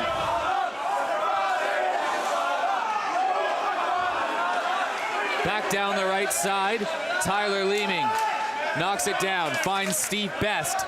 Best plays it forward, grabbed by Geyer. Geyer chips it ahead. Now Nathaniel Benson behind the defense again. Benson powers his way behind the goal, and he loses control of the puck. The Italian stallion Nick Powell is there for that too. Jamie Woodman, left side. Benson chips it in.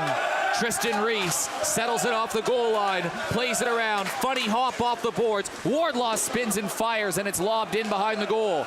Grabbed by Tristan Reese. Reese can't clear the zone. Loose puck in front. Wardlaw, hat trick, 3-1. You cannot leave that man unchecked. You cannot do it. Print it in the press, send it to the Brewers. Don't leave Xander Wardlaw alone. You cannot. Xander Ward. Sorry, Eric. Joey Rezek has just issued a 10-minute penalty. I'm not sure who to, but there's a misconduct being handed out to someone down here. So a 10-minute misconduct is coming for somebody, but Xander Wardlaw with 3 goals now. Adrian Esposito going to get the assist. Wow, what a playoff Xander Wardlaw is having. He's now got 8 points in the 3 games. So we'll figure out what it is. A 10-minute misconduct has been issued after the play. From the body language, I'm thinking the Xtreme. And very, very briefly, they had Xander Wardlaw's number up on on the screen, so it could be something sort of like an over-celebrating or an embellishment or something like that after the whistle. Oh, and So I'm not Matthews Drinker 100% likes sure. that very much. Where's the replay at? Let's see this replay again after the goal. So I think it's going to be a 2-minute penalty and a 10. Yeah, it looks that way. So it's going to be a Brewers power play no matter what, I think. Did he taunt back to the crowd? Was that what it was? Let's see that again, producer Brandon. I don't know if that was it on that replay. I'd love to see that again. I don't know if that was a gesture to the crowd that he made. Here it is after the celebration. There's Xander Wardlaw coming into screen, and he pointed up to the crowd, and that might have got the Brewers a penalty. So the Brewery has just instigated a 2-minute penalty, and Xander Wardlaw is serving 2 and a 10. That is huge. That is huge, but it does teach a lesson to all the young boys and girls out there. If you're going to score a goal, classy, please, classy, or you will end up in the penalty box. Nick Powell plays it off to Tom Sack. Sack up the ice on the power play. Powers around one, backhanded play, and Jeremy Friedrich makes the save. Yeah, that's it. And if you're Coach Eric Lean, you're going to be super unhappy about that because you've lost one of your best forwards now for 12 minutes, and he's already got a hat trick in this game. It's super unnecessary.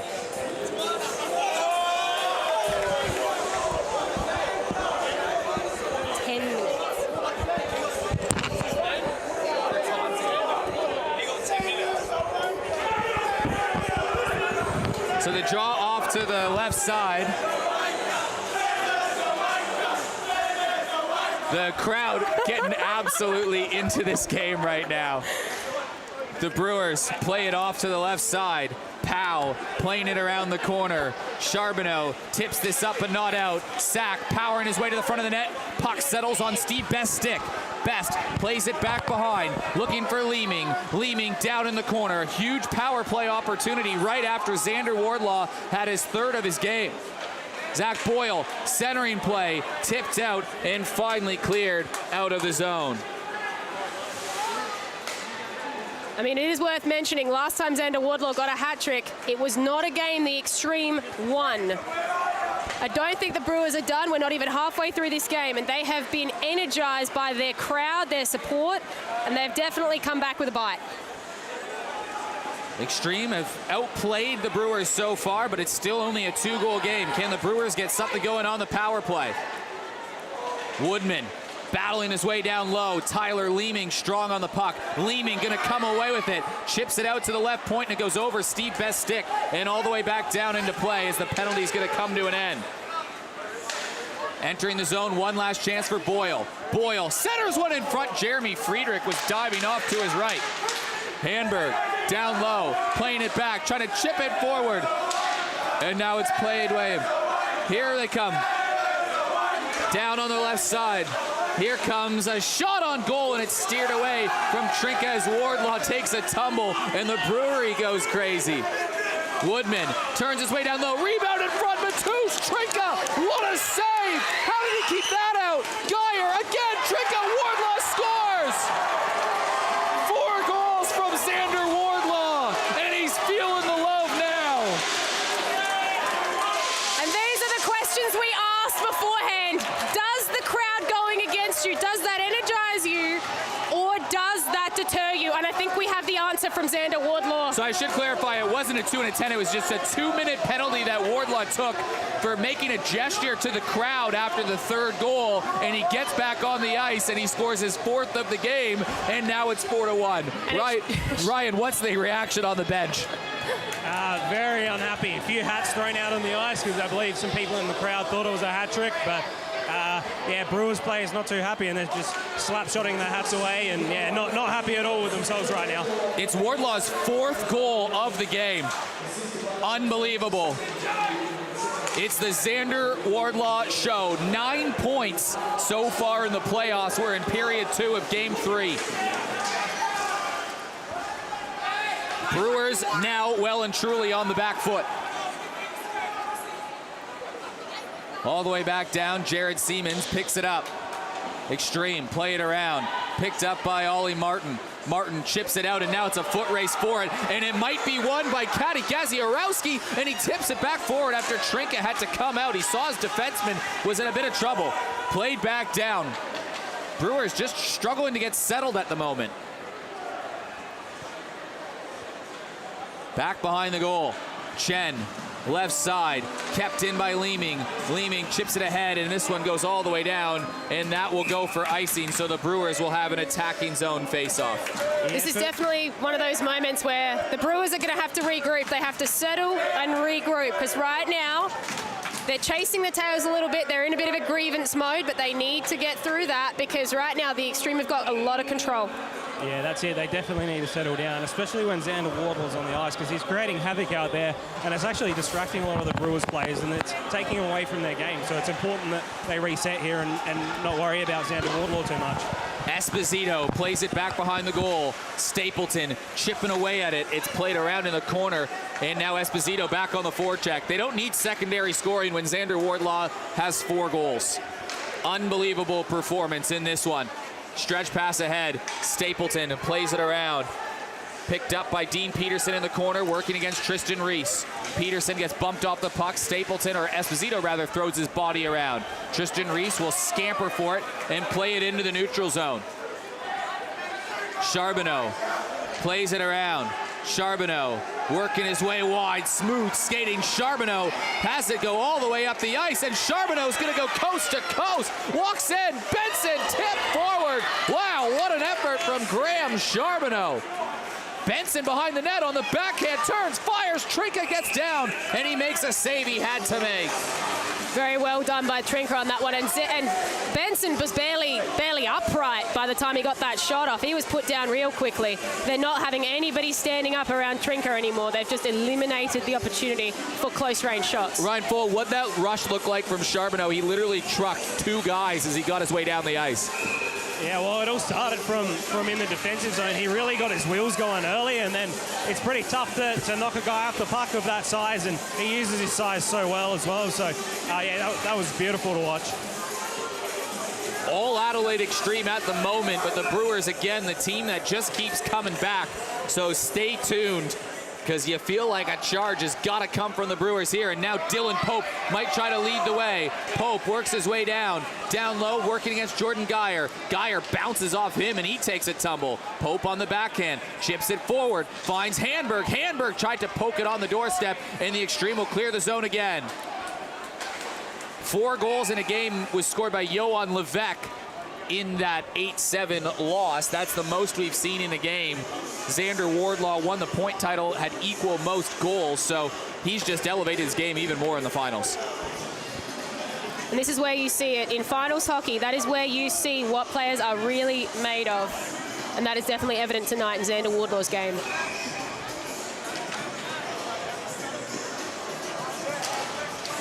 Off the draw, heading forward is Anderson. He gives the pass back to Handberg, and Handberg gets dragged down by Woodman, and Woodman just knocks him aside and tries to steer the puck forward. Anderson kicks it ahead. Pope through legs, picked up by the Xtreme, and they'll go the other direction. Brewers batted forward. Widger settles it down, working on the backhand, chips it into the attacking zone, and grabbed by Zach Boyle.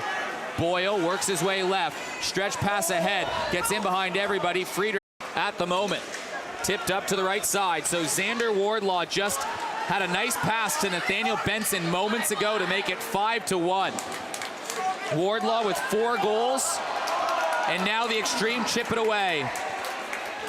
27 shots to 14 right now for the Adelaide Xtreme. It is complete dominance.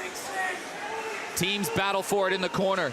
Again, the Brewers are the team that came back from 7 goals down, so they've been in this position before. All they need is 1, and sometimes for the Brewers, that's what it takes to get them rolling. It does. I mean, we saw that with the one that they did score. So much energy, so much hope. They may have time left now for another outcome. This game is not over. Yeah, that's it. And as you just saw on that last shift as well, that's a prime chance for Mcdougall on the slot. Just kind of topped the puck a little bit, didn't get a whole lot of it, but the chances are still there for them, so hopefully they can work on it. 4 goals for Wardlaw, 1 for Benson. Benson just moments ago, it was 2-1 after one period, and now the Xtreme are piling it on, but still no secondary scoring, which makes this even more unbelievable. Ollie Martin centering play, Widger crashing in front of the net, and Dan Strawbridge takes exception to that. No, that's Strawbridge doing his job. He's the bodyguard in that scenario. He knows that. Widger's a big guy. If he falls on Matusi, could really hurt him. And you know what? Between Aaron Widger and Daniel Strawbridge, Widger might have a whole head on him, but Strawbridge, I know Strawbridge very, very well. That guy's got energy. He'd be good in a fight.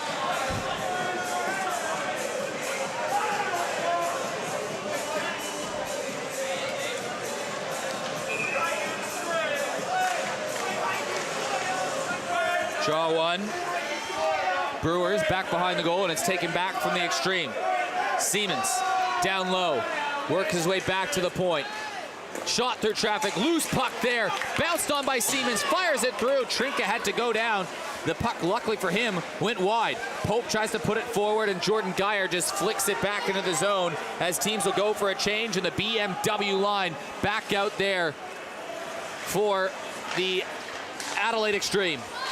Mcdougall back on the right side. Tom Tate plays this in behind the goal, and Joey McDougall's going to chase after this in the corner, working against Strawbridge, but Strawbridge plays it out, but not quite out of the zone. Shot in from Wardlaw, and now the Brewers will try to pounce going the other way. Tom Sack walks around Andrew Chen. Sack in the corner, centering play, couldn't find a Brewer recipient. Brewers desperate for a goal now, and Jeremy Friedrich will just squander this and eat some clock away. Yeah, although the Xtreme have put 5 goals past Matus Trinka, you got to give Trinka some credit. He's seen 30 shots almost halfway through the game. That's a lot of shots to face in such an early amount of time. So yeah, this could be a lot worse, and especially with the amount of chances that the Xtreme are getting in those high dangerous areas, it's pretty lucky to be a 5-1 game. You're absolutely right, Ryan. And, you know, a couple of those goals, as a coach, I would put that back on the defenseman. I wouldn't put those on Trinka. Tip back. Definitely not. Tip back forward and into the neutral zone. The Brewers, once again, they're like a little ball that you start rolling down a hill. If they can get going, they can score in bunches, but they certainly can't concede another one at this stage in the game. Zach Boyle plays it forward to Steve Best. Can he ignite something? He finds Leeming. Leeming out wide, fires one through traffic. It goes across the crease. Best back to the point. Zach Boyle can't hold the line, and look out. Here come the Xtreme once again. Esposito takes a slash at the stick, but it's Zach Boyle who will dump this off to his brother, and it's played around the left side. Powell, stretch pass. Zach Boyle joining the rush. Boyle shot through traffic, big rebound, picked up by Zach Boyle again, and Jeremy Friedrich makes the glove save. I mean, Zach Boyle is everywhere right now. He is so desperate to get a point on the board. He's playing forward. He's playing defense. I would not be surprised if he gave Trinka a spell and went in there for a bit. He's desperately trying to get his team back on the board.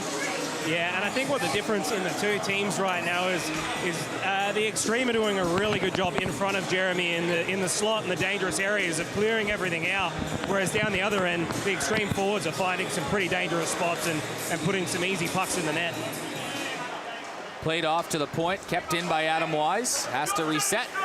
Tristan Reese chips it forward. We'll see if Coach Mitch Villani mixes up any of the lines. A different defense pairing out there in terms of Wise and Reese right now. Just looking for some sort of spark.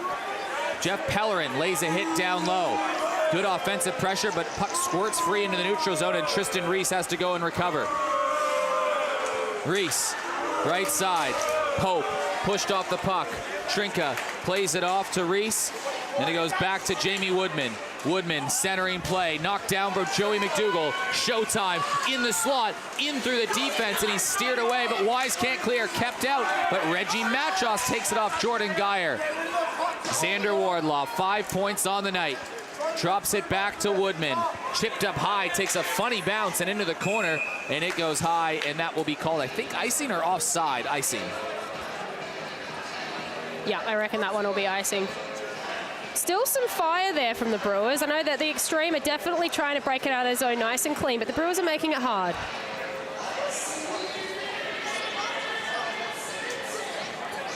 Chaos at the ice arena tonight. Xtreme had a big first period, but they only had the 2-1 lead, and then 3 goals in the first half, and now lurking in front of the net Harley Anderson couldn't finish, but the Brewers still on the attack. Back to the point. Sack can't hold the line, and look out, because Xander Wardlaw's going to pick up the puck. Wardlaw dangles around one, and he gets barreled down by Ben Handberg. Handberg taking exception. Joey Mcdougall jumps in there.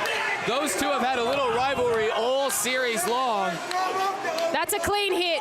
That's a great play by Handberg. Really, really good play by Handberg. Now, I can't speak for the man, but if our friend and co-commentator Johan Joey Quebec Levesque was here, he would say in his beautiful French accent, look, now somebody here has to get real mad. And that is what he would want with Ben Handberg right there. Sacre bleu.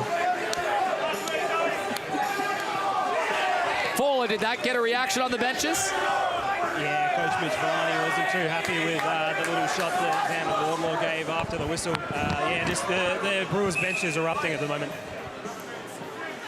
Well, you know what? That might be the energy they need right now, because that was an excellent play by the Brewers to shut down Xander on that one. Draw down the right side. Picked up by Esposito. Sack plays it around the boards, but not out. Woodman from Western Australia walks his way to the center. He's got that quick release. Puck in a dangerous spot, and Trinka makes a save he has to make, but there's a delayed penalty coming. And the Adelaide Xtreme are going to go to the power play for the 4th time today. It is chippy. It is very chippy. There are words everywhere. Everybody has got something to say. And we're only in game 3. Well, this is a huge power play coming for the Xtreme. 4 goals is tough enough. 5 feels like a lot. Looks like it's going to be Tomek Sack from the Brewers. Still with something to say.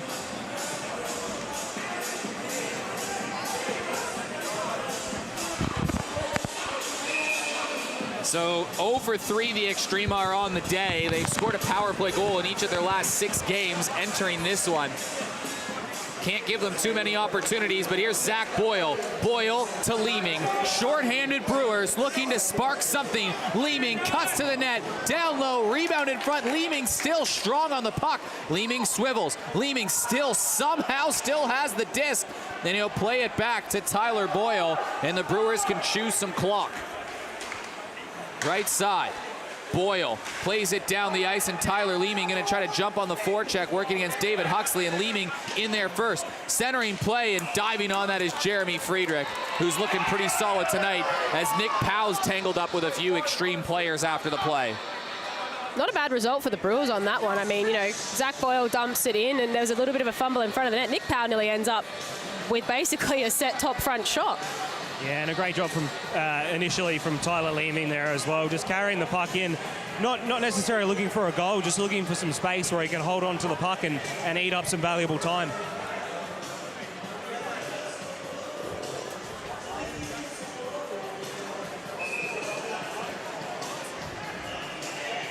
So while Tom Sack is still in the box, the Brewers still have an offensive zone face-off, and the Xtreme win the draw. And Jamie Woodman will curve behind his own net and let things develop down the ice. Woodman gets the return pass, finds Geyer. Geyer with an opening, sharp angle, tries to go up high, big rebound, Woodman keeps it in. Woodman through traffic, drops down off Benson. Benson, backhand shot, Trinka has faced well over 30 shots now, makes another big save. And you can see the defensemen for the Brewers shaking their heads. You're not getting through. That's it. That's not happening. They've not given up on their goalie. They've not given up on their team, and they are here to play. Mcdougall back in the draw. A big one versus Harley Anderson. Mcdougall wins the draw cleanly. Benson off the left hash. Circles his way back. Benson finds Woodman. Woodman setting things up, finds Geyer, the overtime winner last week. Down low, he almost had another one. It sifted through Trinka, but it went wide. Intercepted. Benson, Geyer with some confidence right now, has that tip above. Great work by Tristan Reese on that one, too. He just got his foot in the way of it, I reckon. And we saw Jordan Geyer, you know, the damage that he did last week in that last, what was it, you know, few minutes of OT. 40 seconds to go on this power play to the Adelaide Xtreme. Mcdougall again in the face-off circle for the team in green, and he wins the draw. Wardlaw, Benson, backhand play, crashing on the net is Xander Wardlaw. Scoops it back out to Geyer, finds Woodman, tipped high, again out of play. Very stop-start down there, eh, Ryan Full? Yeah, that's it, and I think that's what the Brewers want. They're just not finding anything through the middle at the moment, the Xtreme on the power play, so let's hope that the Brewers can build from this penalty kill and get something going in this last 3 minutes, because they're going to need something eventually. Still winning their face-off, still with a lot of control. The Xtreme are absolutely dominating that. Draw all the way back down in behind the goal. Jeremy Friedrich settles it. Jamie Woodman off to Joey Mcdougall. Stretch pass, just missed Esposito. That will go for icing, so with 12 seconds left, that might be the reprieve that the Brewers need to kill off those last 11 seconds of the man advantage. Yeah, that's it, and that's something that they really need to build from and talk about on the bench. They got to find some sort of confidence to build some momentum and even bring the Brewery back into it, because they sound a bit quiet up there, Eric. They're a bit stunned at the moment, I think.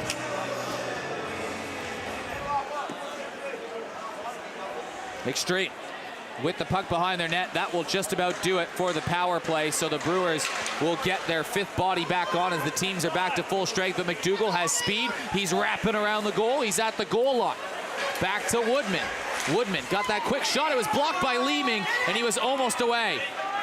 Leeming trying to power around Jamie Woodman, but he's using that deceptive foot speed that he's got. He stops, cuts. Woodman lobs a pass over to Esposito. It's perfect. Esposito centering play. Stapleton was crashing the net. Tyler Boyle up the corner. Handberg has best have the puck tipped to him. Now working on the right side. Zach Boyle has to pinch his way back.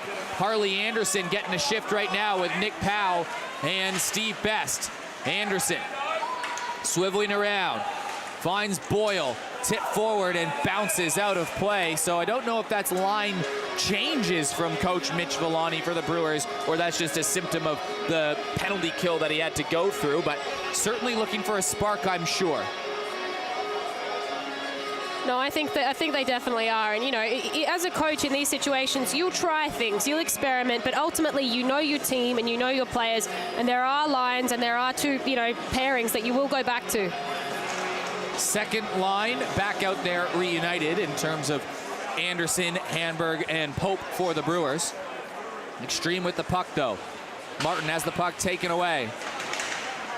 Here on the left side, Graham Charbonneau tries to dangle around Adam Wise, but he intercepts, and Harley Anderson with some daylight on the right side.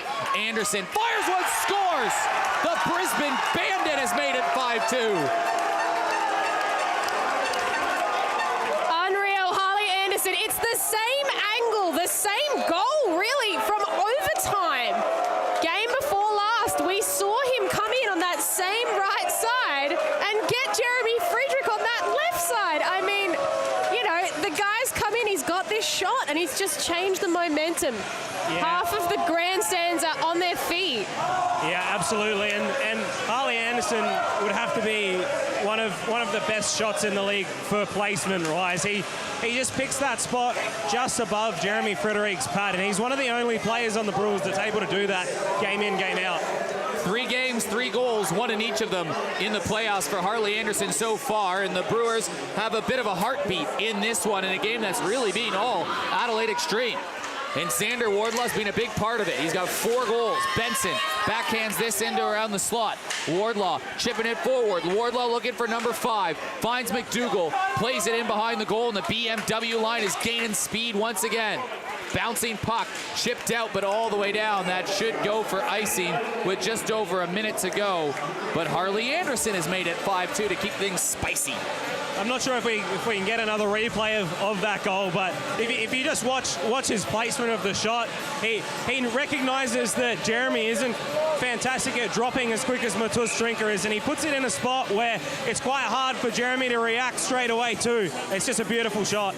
Draw one, and off the face-off. It was won by the Xtreme, but Steve Best takes it away, and he'll play this around behind the boards and try to go for the dump and chase. He gets his own puck, Steve Best, but it's nudged away from the defenseman David Huxley for the Xtreme.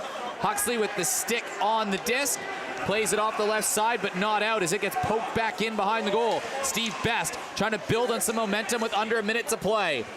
Dean Peterson will skate this out, flick it forward, but back to Tom Sack, who's now being paired with Zach Boyle for a bit of a change of scenery, and Harley Anderson getting a shift with Tyler Leeming. Dean Peterson upended in tight, Trinka down and makes a huge save on Stapleton. You got to be careful with those ones. I think when Zach Boyle went into that play, he was really looking for the hit, and he probably missed the other player on the other side of Stapleton. You can see it here. Zach's going in. He's just missed it. They've got two extreme players, and thankfully, Trinka has made contact. He's got control because there's no Brewers there to appease him. Skirmish for it off the draw. It's chipped off to the far boards. Zach Boyle ties up a man. Nick Powell there in support. Mcdougall, long shot. Trinka got a piece of it again. He's had a big game despite the 5 goals. And now Tyler Leeming pulling his way forward. And I think he might have drawn a penalty, and he has. Yeah, that's an interference penalty every day of the week. Just great work from Leeming to keep his feet moving and recognize that he's going to win the battle to the puck. And you'll see it here on the replay. It's a very hard thing. It's not the thing that I used to get said to us in Pee-wees and when we started to play checking hockey. It's not gridiron. You cannot prevent the person from getting to the puck. You have to beat them to the puck. Leeming keeps his feet moving. And Jamie Woodman is going to the box. They've had a few good battles this series, Jamie Woodman and Tyler Leeming. So the Brewers in a hole, but they're trying to dig their way out of it. They've got 7 seconds in this period, and then they should have a power play to start the third. Big face-off coming here. Powell banks it into the corner. Centering play, and it's grabbed by Jeremy Friedrich. There's still some time with 2.9 seconds on the board to win the draw and get a shot. We'll see if they pull the goalie like they did at the end of the second period last week. I mean, we don't know. Anything could happen. If they think they have the time and they think they have the offensive edge, they might have something planned. Just got a bit of a ready. time issue down here. Mitch Villani just questioning the time on the clock. Yeah, there we go. 6 seconds left in the period. Probably too long to pull the goalie, because if the Extreme win the draw, they can lob it down. Matus is waiting for instruction. He's looking to the bench. So 5 seconds put on the board. Matus still looking for instructions. Either way, it'll be Nick Powell versus Dean Peterson. Draw off the skirmish, quick shot on net. That's as they drew it up. It didn't go in the back of the net, though. And with 2.4 seconds to go, now Matus will be pulled? No, he won't. Nah, because I think you're going to find there's about a second or two put back on again. Yeah, I was going to say there was some little muffled yells from the Brewers bench, and I think the clock just a little bit too long. Yeah, Coach Mitch Villani down here is an absolute hawkeye on the clock, so that's not going to get past him. Timekeeper Mitch Villani. What can't he do? What a man. I completely sympathize. I would be exactly the same way. You have an offensive advantage. You're 5-3. It's the end of the second period. You've still got time here. You go into this penalty, this period break, 5-4. You've changed the entire game. 4 Joey seconds Rezick is having a plenty of conversation time. with the two captains. Matus Trinka is being pulled, so it's 6 men on right now for the Brewers. 4 seconds to go. Big draw, Nick Powell versus Dean Peterson. Draw goes into the corner. Brewers will try to fire. Long shot from Sack, and the buzzer scores! At the buzzer! He's called it! He's called it! It's a goal! 5-4. Joey Rezick has called it a goal. And Matus Trinka is at the crowd. Unbelievable! Tom Sack with the buzzer beater. That is a nasty man. Jeremy Friedrich is gone. He is out of here. Goodbye, ladies and gentlemen. He is not a happy camper, even with the 1-goal lead. That is an unbelievable play. Do we have a replay with the time and the clock on the background? This will be interesting to see. I don't know if we have a replay with the video board on the back, but this is a good look at it. Rolling puck. Tom Sack. Impossible to track that shot. Impossible. He couldn't track that shot. And 2 late goals from the Brewers have kept him in it. Ryan Pohl, what is happening down there? Chaos. There's a look with the clock in the back. I want to see that again in slow motion. That is a great look on that replay right there. It's a great look on Tomacsak's face too. Let's see. Here it is. You can see the clock. Down to 1. That is a goal. With 0.2 seconds left, producer Brandon and the camera crew here at this production getting it done. That is a good goal, and it is a 5-3 game. I think we'll leave it at that. I think it ended in a bit of a hurry. Ryan Pohl, what's the reaction down on the benches right now?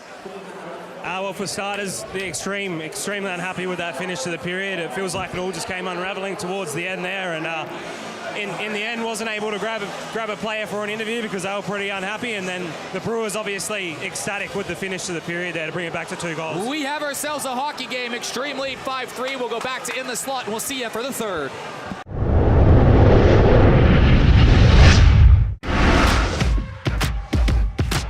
Hi guys, I'm Sean and I'm the owner of the Peak Performance Centre. We're South Australia's premier fitness facility.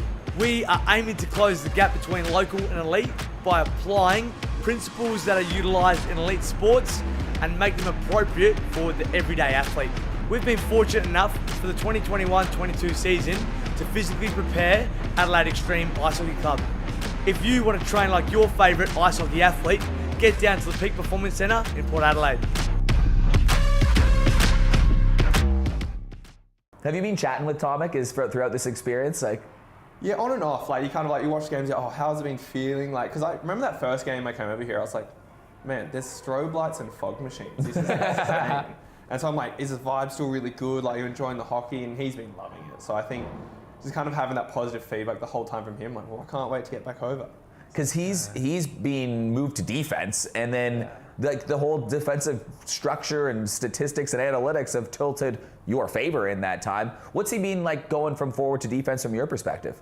Well, from my perspective, it's fantastic because I've got like a fourth forward coming from behind me, and he can do everything. He's a strong guy. Like he's just a great addition. Like I try to take him around Adelaide for breakfast and stuff like that because he's a massive foodie.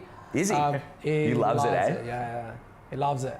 But yeah, hockey, like the guy is like lives the sport, is super fit, is so committed, and yeah, you can play whatever. He's been first period playing wing, then he went back, he played another couple of shifts behind, it was just like nothing happened. He's really Mr. good. Versatile, yeah. Tommy everything, just doing it all. It was so odd. I had like one shift and I like scared down the wing, and then like he was playing down, I'm like, oh, okay, cool, yeah, played it this way. Then next shift, I line up with the face-off, he's next to me, I'm like, what's going on here? Yeah.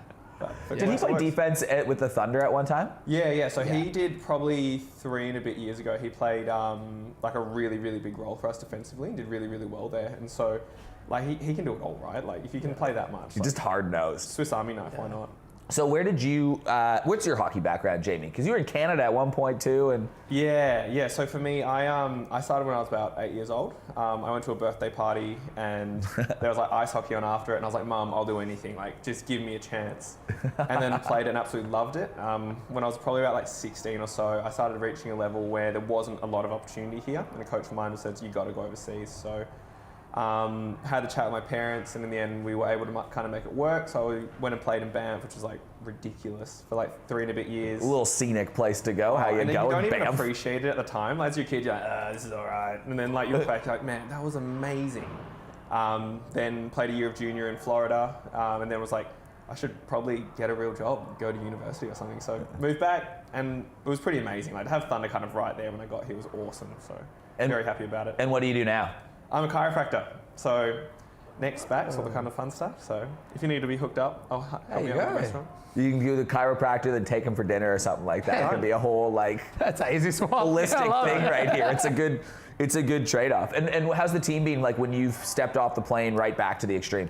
They're incredible. Like I couldn't speak highly enough of it. I think for one, Tash Farrier has made this whole transition so easy that it's not hard for me for flights, it's not hard for where I'm staying, it's not hard for anything. Like, she does so much work for me and also everyone else in the background that's been great. And then that group's a lot of fun. I think kind of that original time I walked in, hadn't met a lot of people, and so everyone's like obviously really nice, and then you have Huxley kind of chirping from the corner immediately made me feel pretty at home. So they've been good. Like the whole group's been amazing. It's been cool to see, from my perspective, even defense, just like guys step up that maybe haven't had that big opportunity before. Like Tristan Reese is a great example on the Brewers, right? Like Absolutely. primarily played A grade. He's having a big year on Tristan's side of thing, right? Yeah, he's been like first line, second line, whatever. He's always in. And it's the same with Tom Tate, like on the Xtreme, right? Yeah. Like he's gotten, there was a couple healthy scratches in the last game, and Tom Tate has solidified himself kind of in that top bit. He plays the game, and he's another. Well, you play with him in the local league, and you would have met him the last couple of weeks. Like another beauty that's stepping up. Yeah. I think it's so good when you have these kind of leagues. You can kind of start to see like you're going to have your top players be your top players, but you don't win a championship with 5 guys. Like it's the second level player and that third one who they get out there and just fill a role, and like to have them. People like come out of the woodwork like that, so important. It's pretty fun to see as well. Yeah. Just battling. Who's going to fight Tom Tate? I don't know. I wouldn't fight him. You wouldn't know. The guy's been boxing for like I don't know how many years. He's crazy. I don't know. No, I wouldn't. Smart like, man. It's also like a good friend. Like He's a beauty, right? I'm old guy. Like I'm about to be 38. I'm not that angry anymore on the ice. Like plus, if I spend time, chasing people for fights, I can't back check. So this experience, though, you made a good point about guys stepping up, has been cool just to see from a community perspective. So the Brewers fans that have seen, do you hear those people yelling during the games? You do. So you hear them. We hear them. We see them when we step in on the ice, when we going off. They just always there. They were in our change rooms at the end of the game as well. They like I don't know where they're coming from. Because you were saying they've never seen hockey? They said that they never seen hockey before. They just rocked up to the ice arena. They saw the game. They loved it. They went home. They printed the Brewers logo on some piece of paper, like A4, and they just taped it on them. And the big group of them have like bought tickets. They were saying for every game of the playoffs. They come in every day. They're just going to make sure they're seeing the games. Every game. Actually, after the game, I think Justine was telling them about the restaurant. Like, we're coming tomorrow. I was like, well, you might be, yeah. Maybe make a booking, okay? Don't take it when you walk in. No, we love them. We need to sort out some merch for them. Like they're incredible. Well, this is actually a cool story, Jimmy. I don't know if you know about this one, but the big story, one of the last games of the year, Andrew Glass, the backup goalie for the Brewers, he got the start in the game. But the problem was all his gear was stolen, just not too long before. So Glassy got the call to play the game, and Glassy's a beauty. Well, you know Glassy, but he's an absolute beauty, a good guy. So everyone's just trying to cheer for him, right? But so he's wearing like Glenn Forbes White's pads, he's wearing Sam Poole's skates, he's wearing Sam O'Neill's pretty much everything else. And all these goalies are just like, yeah, wear the gear for the game, get the start. And he stops like 27 pucks in a 6-3 win. Yeah, that incredible game. Incredible. Wins the first star, unbelievable. But that was the big story, right? Is like, he's doing it with stolen gear. We were talking about it on the broadcast. The next week, do you want to tell the story about this? What happened the next week? Do you know about this? Next week? No, I don't know. The next week, a fan walks up to general manager Bill Newbound with an envelope, and he says, hey, can you please just give this to Glassy? And Bill was like, whatever. And it said like a little note on being like, I'll hope this helps with your stolen gear. And Bill was hoping Bill was thinking at the time, because it's just an envelope, it's probably just something nice, like people maybe pulled a little bit of cash together, like help him out. That's awesome. Gives it to Glassy right before the game. Glassy opens it up, and it's a $2,000 gift card to Power Play Sports. You are joking. What? Yeah. That's amazing. And that's what somebody did, and they're pretty honest about it. We know who it is now, that we'll sort them out. Don't worry. But I just love that story that someone saw that and they brought him a gift card. He's been super quiet. He's been so quiet. He didn't say anything. He told a few people about it at the pub after the game of that OT win, but he's just like, we got to do something, and we will, obviously. But I thought that's like the most amazing story that sums up that's the hockey. It's right? amazing. It's amazing. It's probably scared that I'm gonna ask him for stick tape or something. Can you give me 7 sticks? That's so good to show what the community can do. That's incredible. That's awesome. That's absolutely brilliant. But does that surprise you, even though in the hockey community, Not it really. surprises you, but not at the same time? Yeah, I think it's surprising just to hear in a modern day sense, but this hockey is such a niche community, right? And everyone's so close, so to kind of have that's cool. That's beautiful. That's cool. And Adelaide is you experience it yourself. I can say the same because I live here now for like 10 years. It's a welcoming space. People love it. And I love that it's not like about the show of it too, right? You know, like some people, sometimes you get like, yeah, I'll do this and I want all like, this is just like, yo, just pass this on, not a big deal, whatever, like I can help out. So like, I just think that's like one of the most beautiful stories you can have. How do you know? Well, there you go. Talk to Glassy. I will. Talk to Glassy. He's got to keep playing, which I love, like, you know. Insane, I love it. Yeah, but Nick, for you have had, I think, you know, people have kind of pointed out on the extreme side that you've been a little bit of a pain in the ass to play against lately. You know, your face-off wins are going up. You're finding the back of the net. That top line's working. Have you felt a bit of shift in your game, and especially the second half of the season? A little bit, yeah. But I haven't been training for so many years, so definitely I'm benefiting from the organization now. You know, we get on the ice like 3 times a week. That's definitely helping. So the second part of the season, I'm feeling much better. Plus, last year I had a bad injury on my wrist, so I'm feeling like much more confident. We got back into like a very comfortable situation with me, Stevie, and Lima. Yep. And that is just, that line's buzzing right now. Yeah, we feel, you know, like I know exactly where they are. They are the stars of the line, you know. I know my role. I'm always trying to be behind. And, you know, when you're playing with good players like that, obviously the puck's going to get to your stick. And so give me the scouting report on the 3 of you on the line. I think I asked Xander to do that the other week with like him, Joey, and Nat. So I'll ask the same question to you. Well, look, my role is very simple. I need to try to win the face-offs. Which you're doing well of. You're winning over half of them. Like Which is going kind of well. And trying to be, you know, I need to allow Lima is a guy that goes deep. He's strong, you know, and I need to allow him to be free to do that, you know. So I need to always be behind. Plus, we have some crazy defense like Zach and Tomic, for example. They like to go for a walk sometimes, so I need to be prepared to help him.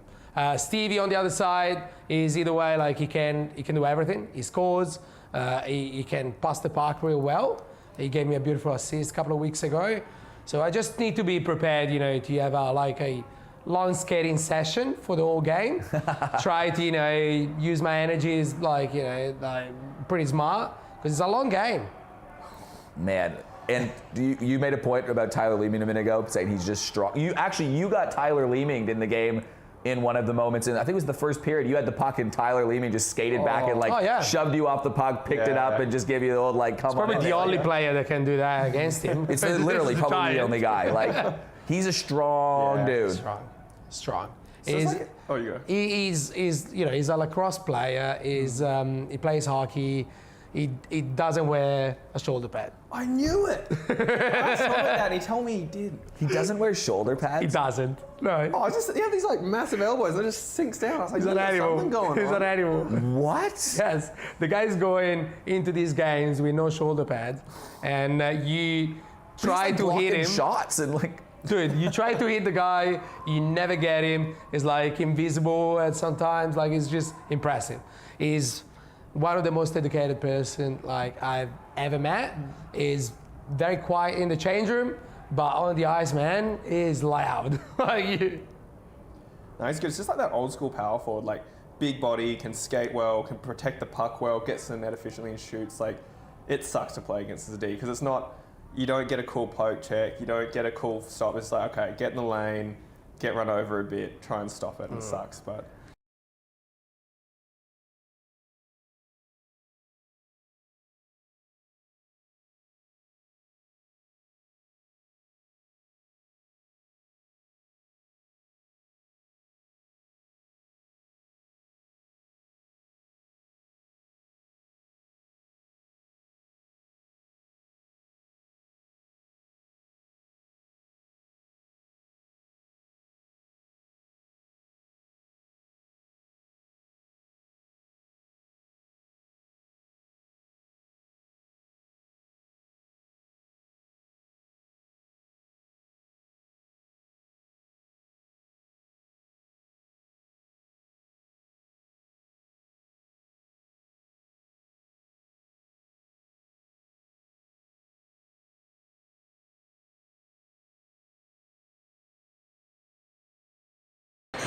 Back at the Adelaide Ice Arena on beautiful Ghana land and what should be a frantic finish. But how is this finished? To period number 2. Tom Sack rips one home to make it a 5-3 game. The Xtreme were dominating, but 2 consecutive goals. This one's the big one from Tom Sack, and there was literally maybe 0.1 or 2 seconds left on the clock. You can see it on this replay right here. Look at this.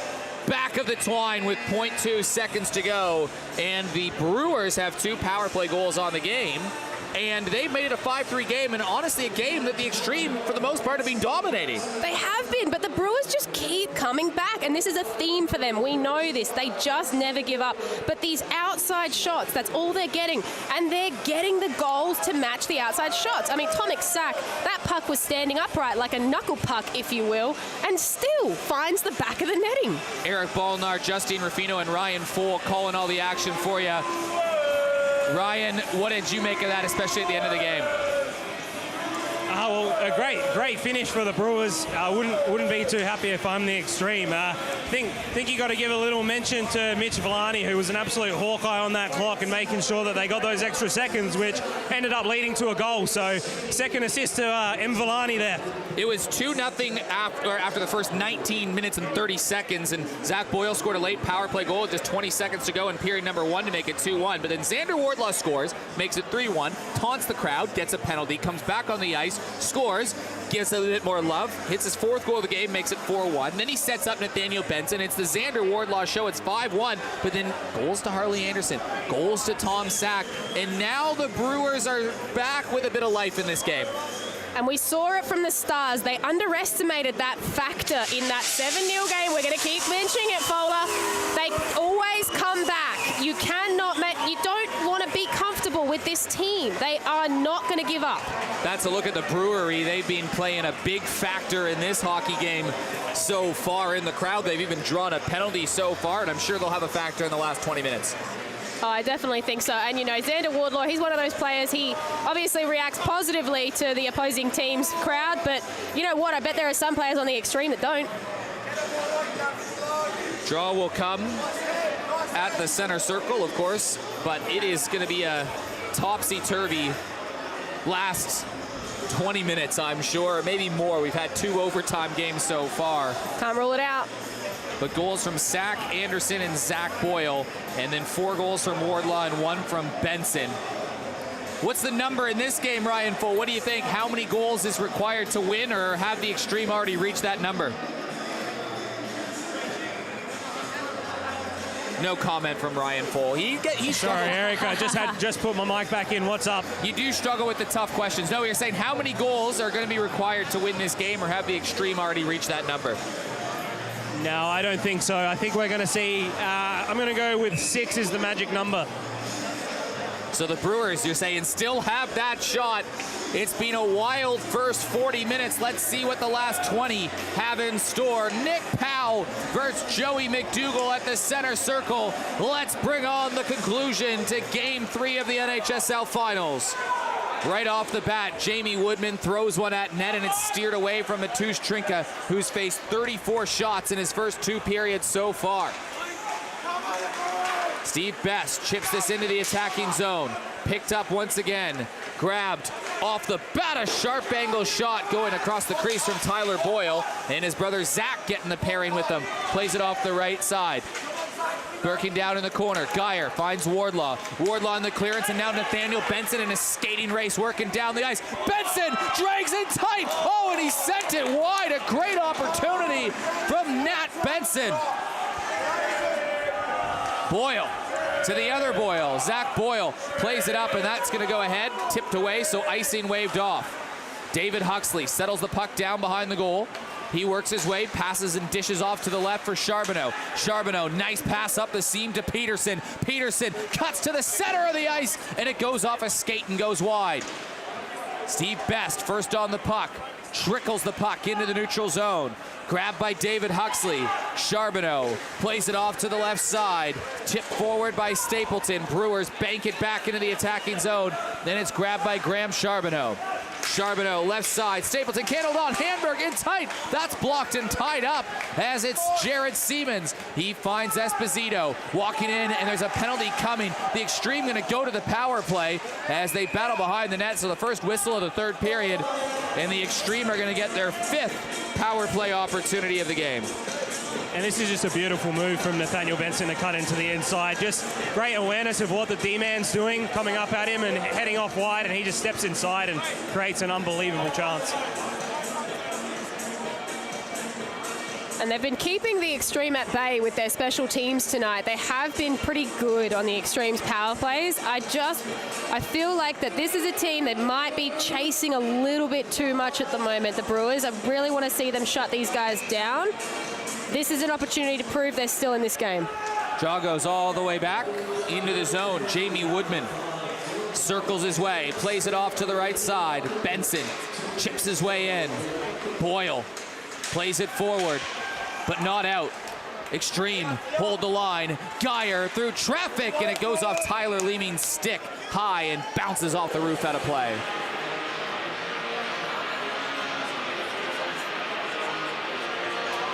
Leeming, one of the catalysts that set up that Harley Anderson goal earlier.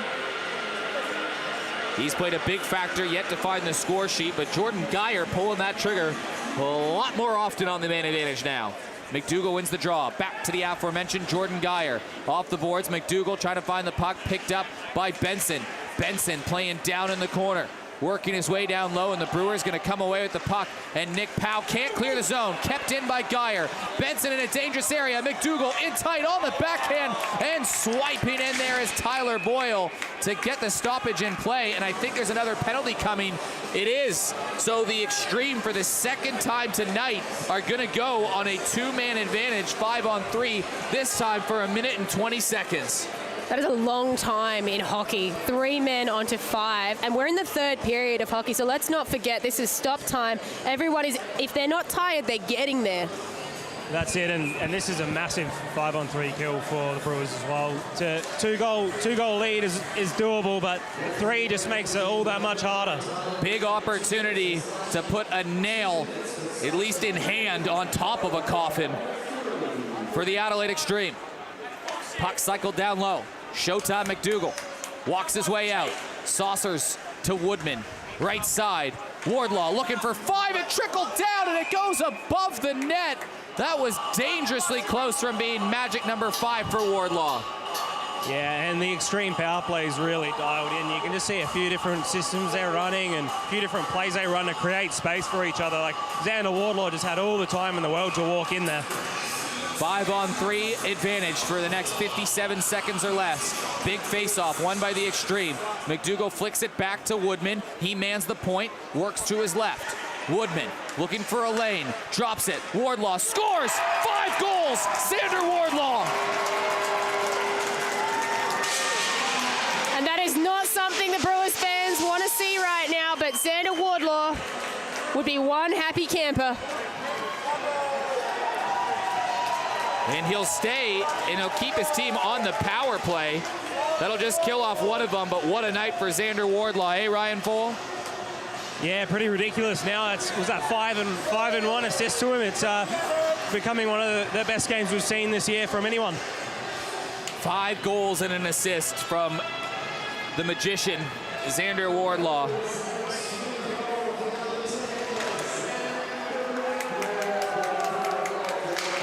Boyle turns and fires. Extreme still on the power play. Now they can really bury the Brewers, who worked hard to get themselves in striking distance, but the Extreme adding that little bit more space. They still have 1 minute and 10 on this power play.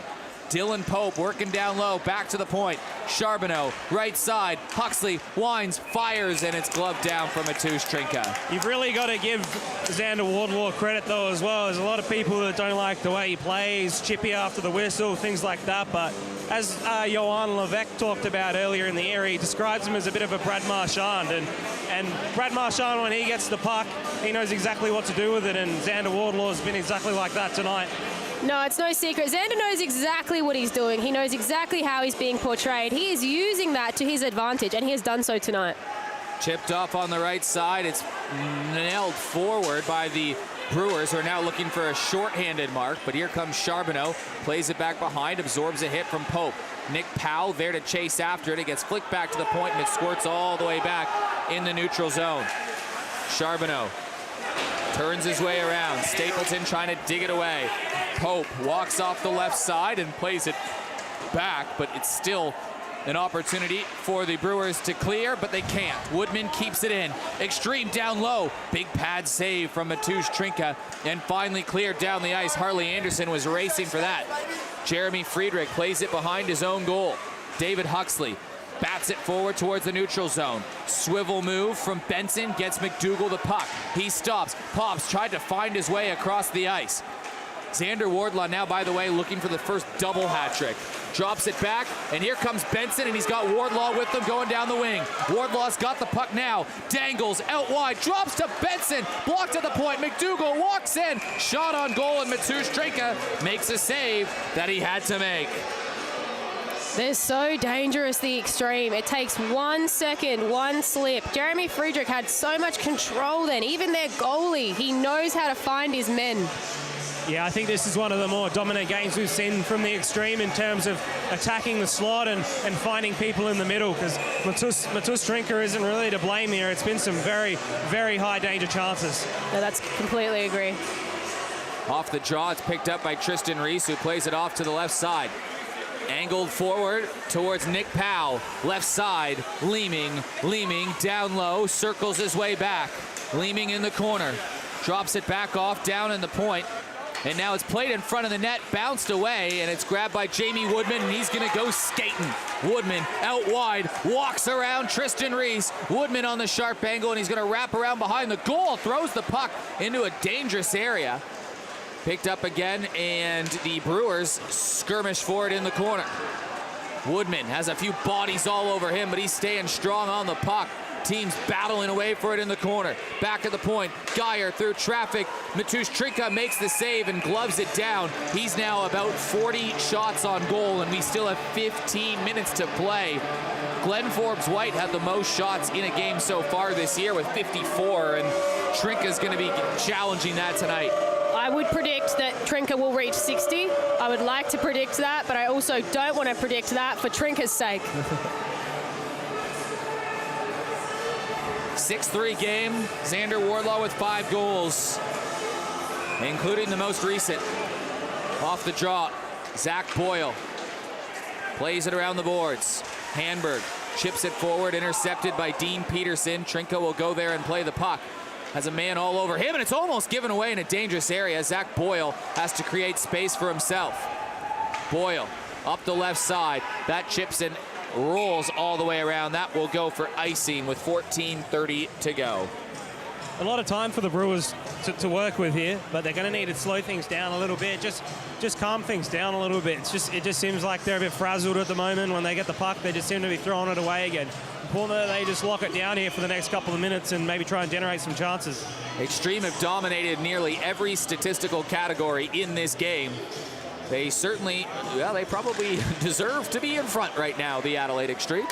Kept in, played back behind the goal. Brewers trying to mount a comeback. Xtreme trying to put the nail in the coffin. Left side, Charbonneau winds, that's blocked. He picks up his own rebound, and now it's a foot race for it, and Harley Anderson's gonna get there first. Hanberg heading to the net. Anderson has that tip by Graham Charbonneau, but Jeremy Friedrich up to the challenge and makes the save. Sharp angle shot and a whistling puck over the spectators. That goes high and out of play, 14 minutes to go. Harley Anderson would have to be up there for the MVP vote for the Brewers in this series so far. He just generates so much, and he's got a great shot on him as well. He's been unreal in all 3 games for them. I mean, it's not just the shot. The way he drives the puck, you have to admire it. He just absolutely goes for the jugular every time he goes into the zone. Draw off again to the right of Friedrich, off the skirmish. Best back to the point. Sack settles it down through traffic. That goes off the backboards and around the corner. Teams battling away for the puck. It comes away with it, and it's Jamie Woodman, and he's going to skate out to his right. Tip by Benson. Mcdougall's behind the defense. Showtime in tight. Matusz Trinka gets down and makes a huge save. And we have a penalty. An interference. And a penalty. Is that a penalty shot, Ryan Fole? Can you tell? Well, we've got a signal for a penalty shot. Yeah, it's a penalty shot. Oh, wow. Not just a penalty shot. Okay. So Joey Mcdougall has a chance to really make it difficult here. We should point out, with a penalty shot, you need one clean shot. There is no rebounds with a penalty shot. Once the puck touches the pad, the play is over. Joey Mcdougall is renowned for his rebounds. He's renowned for getting the puck in the net after 1, 2, maybe 3 touches already. Can he do it on one clean shot? Joey Mcdougall has 4 assists tonight. Can he make it a 5-point night of his own? Showtime, trying to call curtains. Walks in, and Matusz Trinka makes a huge save. Well, Ryan Fole, he's never missed a penalty shot before. Ryan Fole, what would you have done on this? If you watch the replay, Matusz has come really far out of his net. He's completely left the crease. So if I'm Joey there, I maybe hold on to the puck for a little bit longer and look to make a move one way or the other to open up some room. But easier said than done when you're coming down with a matter of seconds. And with the MVP goalie at that. Well, Trinka makes the save he needed to make. Draw again off to the right. Back to the point, Woodman looking through a lane, and Trinka again shuts the door. 41 shots against for Trinka, only 23 for the Brewers. Heavy direction one way. Might be feeling a bit like a Falcons game right now for Trinka. Back to the old Winter League days. Yeah, that's it. He's used to it. Draw off the team's tangle for it. Coming away with it is Aaron Widger. He tries to backhand this to the front of the goal, but Zach Boyle cuts him off. Nick Powell trying to angle it forward. He's looking for Tyler Leeming, but he has to retreat and bounce the disc around the boards. Finally swatted at it, but they still can't clear the zone. A little bit of panic station right now from the Port Adelaide Brewers. Powell, right side, long stretch pass aside. It was cut off by Jared Siemens, and Zach Boyle finally gets it in the neutral zone, but it's possession for the Extreme. That's until Tyler Leeming takes it away. Leeming working on the back, spins around one. He gets tied up just that little bit, but Leeming still strong on the puck. Puck on the side, and Jeremy Friedrich holds on and makes the save. And Jeremy Friedrich is dialed in. If that goal in the last 0.2 seconds of the last period didn't teach him anything, he is absolutely wanting this game. And we know, everybody knows, Jeremy knows there is still plenty of time for this game to turn around. That's it. And he's got his defense in front of him to thank as well. They've been fantastic all night at just clearing everything in front of him as quick as they can, and it's been really tough for the Brewers to enter the slot. Sack off the point, long shot through traffic, and it's a nice save from Jeremy Friedrich, who probably will have to make a couple challenging ones here. Now remember, the Brewers did score 2 goals in just a couple minutes at the end of the second period, so they can score goals in waves. No, they definitely can. I think the key thing is that tonight you're seeing the full strength of the Extreme defense, which we don't see very often. So they have legs and they have experience, and they're giving Jeremy that space. Stapleton enters his way in the zone, and it's a glove save from Matusz Trinka, who will knock it down, looking for his defense. Working in the corner is the veteran Dean Peterson. Peterson makes a guy miss, and he's still strong on the puck, and he'll cycle around the backboards to Andrew Stapleton. Right side, Tate knocks it down through traffic. That was a bouncing puck that had some eyes, but it goes into the corner. Pellerin trying to clear, finally gets it out. It's a foot race for it, icing waved off. Tom Tate, Chen. Back to Tom Tate. Tate will try to skate this out himself before playing it forward. Gets tipped in the neutral zone. Handberg swats it back with the Extreme gathered down. And now it was almost a 2-on-1 with Wardlaw Benson. Tate bounces it off the boards. Looking for Benson. He's got a goal and a couple assists tonight already. Tate can't settle it down, and now it's a 2-on-1. Anderson has Handberg with him. Anderson looking for Handberg, but getting down and making the play was Andrew Chen. Benson has Mcdougall out wide. He finds him. Mcdougall tries to drag. Benson takes a stab at it, and there's going to be another penalty coming, and this one's going to the extreme. So the Brewers, who are 2 for 4 on the power play, are going to get an opportunity. So many transitional plays. So we've got this one here from the Brewers, and then it turns around so quickly for the Extreme to be on the advantage. Nice little play there by Tyler Boyle. He defended that one very well, and I think someone might have caught a stick in him somewhere because he doesn't look very happy on that bench. So the 5th power play opportunity for the Brewers. Tom Sack and Zach Boyle have scored very early in those opportunities. They've come off face-off wins. Joey Mcdougall takes the penalty. You feel like this is nearing must-score territory on this man advantage, eh, Ryan? Oh, that's it. This is a massive opportunity for him to bring it back within 2 with say, 10 minutes left in the game. The doors are wide open again. Powell wins the draw. Boyle settles the puck down at the right point. Walks his way to the center. Through traffic, big rebound, but it goes into the corner. Powell is all over that. Leeming also there in support. Tyler Leeming. Down low, back to Powell. Leeming. Off the loose puck. Right point for Boyle. Locked in Brewers right now. Leeming powers his way to the front of the net, and he gets bumped off of it. It goes into the far boards, and Tom Sack is going to get there first. Steve Best tries to nail it down, skirmish for it, and Graham Charbonneau just plays it off the backboards. Siemens rubbed off the puck. Extreme there in support. Graham Charbonneau trying to settle it down, plays it off the boards, but Zach Boyle there first before Charbonneau takes him out. Good skirmish for it along the near boards. Both teams chipping away for it. Nick Powell finally has it down, knocked out for scores! The 3rd power play goal for the Brewers! They are alive, they are here. It is not over. Plenty of time for these boys to come back, and here it is again.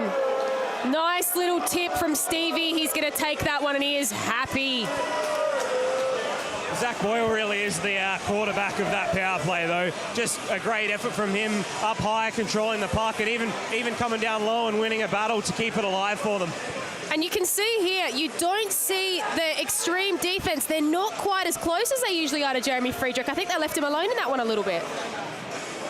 So the Brewers, just when you think they're at least getting buried, they always find a way to make things interesting. And here they come again.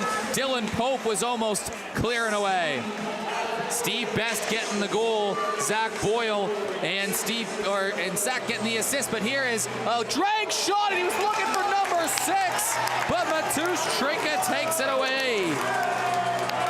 And the crowd goes wild, as they say. And they indeed do for Matusz Trinka.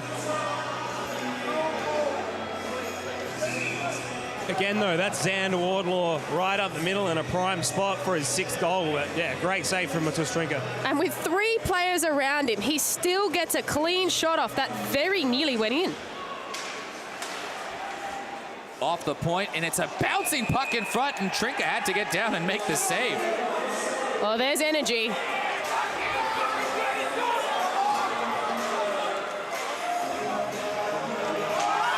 And now they're really going at it in the corner. And a huge shot down low, my goodness.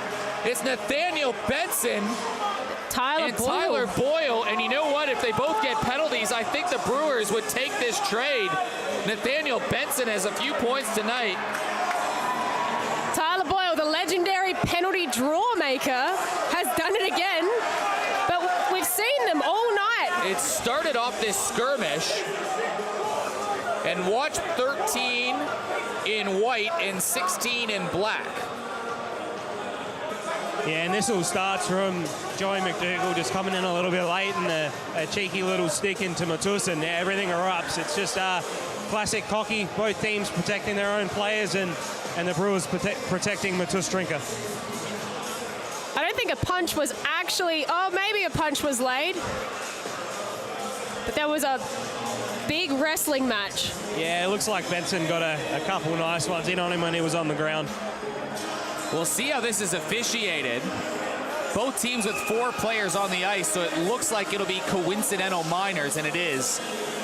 It's not coincidental. Both team players probably taking a roughing penalty, so it'll be 4-on-4. Boyle off the ice of the Tyler variety for the Brewers as Joey Mcdougall's tied up and Nathaniel Benson off for the Extreme. Brewers trying to work their way back in. It's Zach Boyle with the puck on his stick. Battles down to the corner. Awkward collision versus Joey Mcdougall.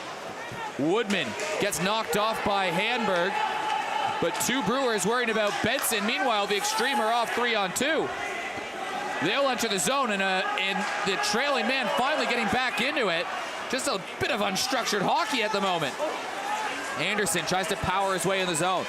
Ollie Martin, left side. Woodman, nice little drag out wide. He stops, pops, looking for something. Brewers player overskated it. Jordan Geyer through traffic, a big rebound. Mateusz Trinka gonna have to make some big saves right now.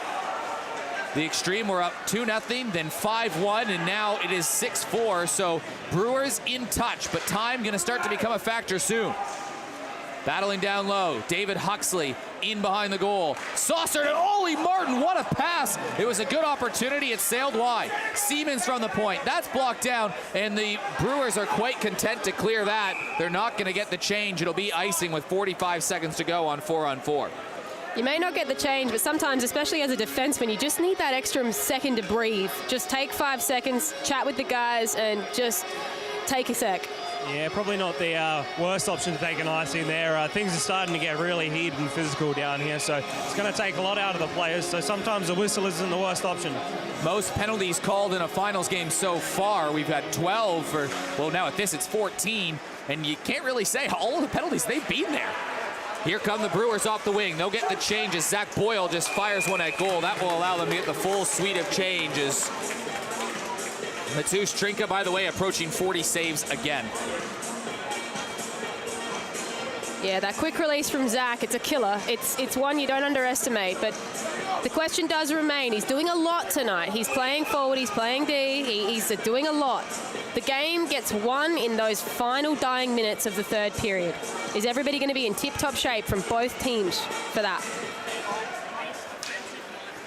Leeming off the draw, tried to poke it out to the right side to Tom Sack. Sack, by the way, goal and 2 assists tonight. He had 3 points entering the game. He's got 6 points from defense.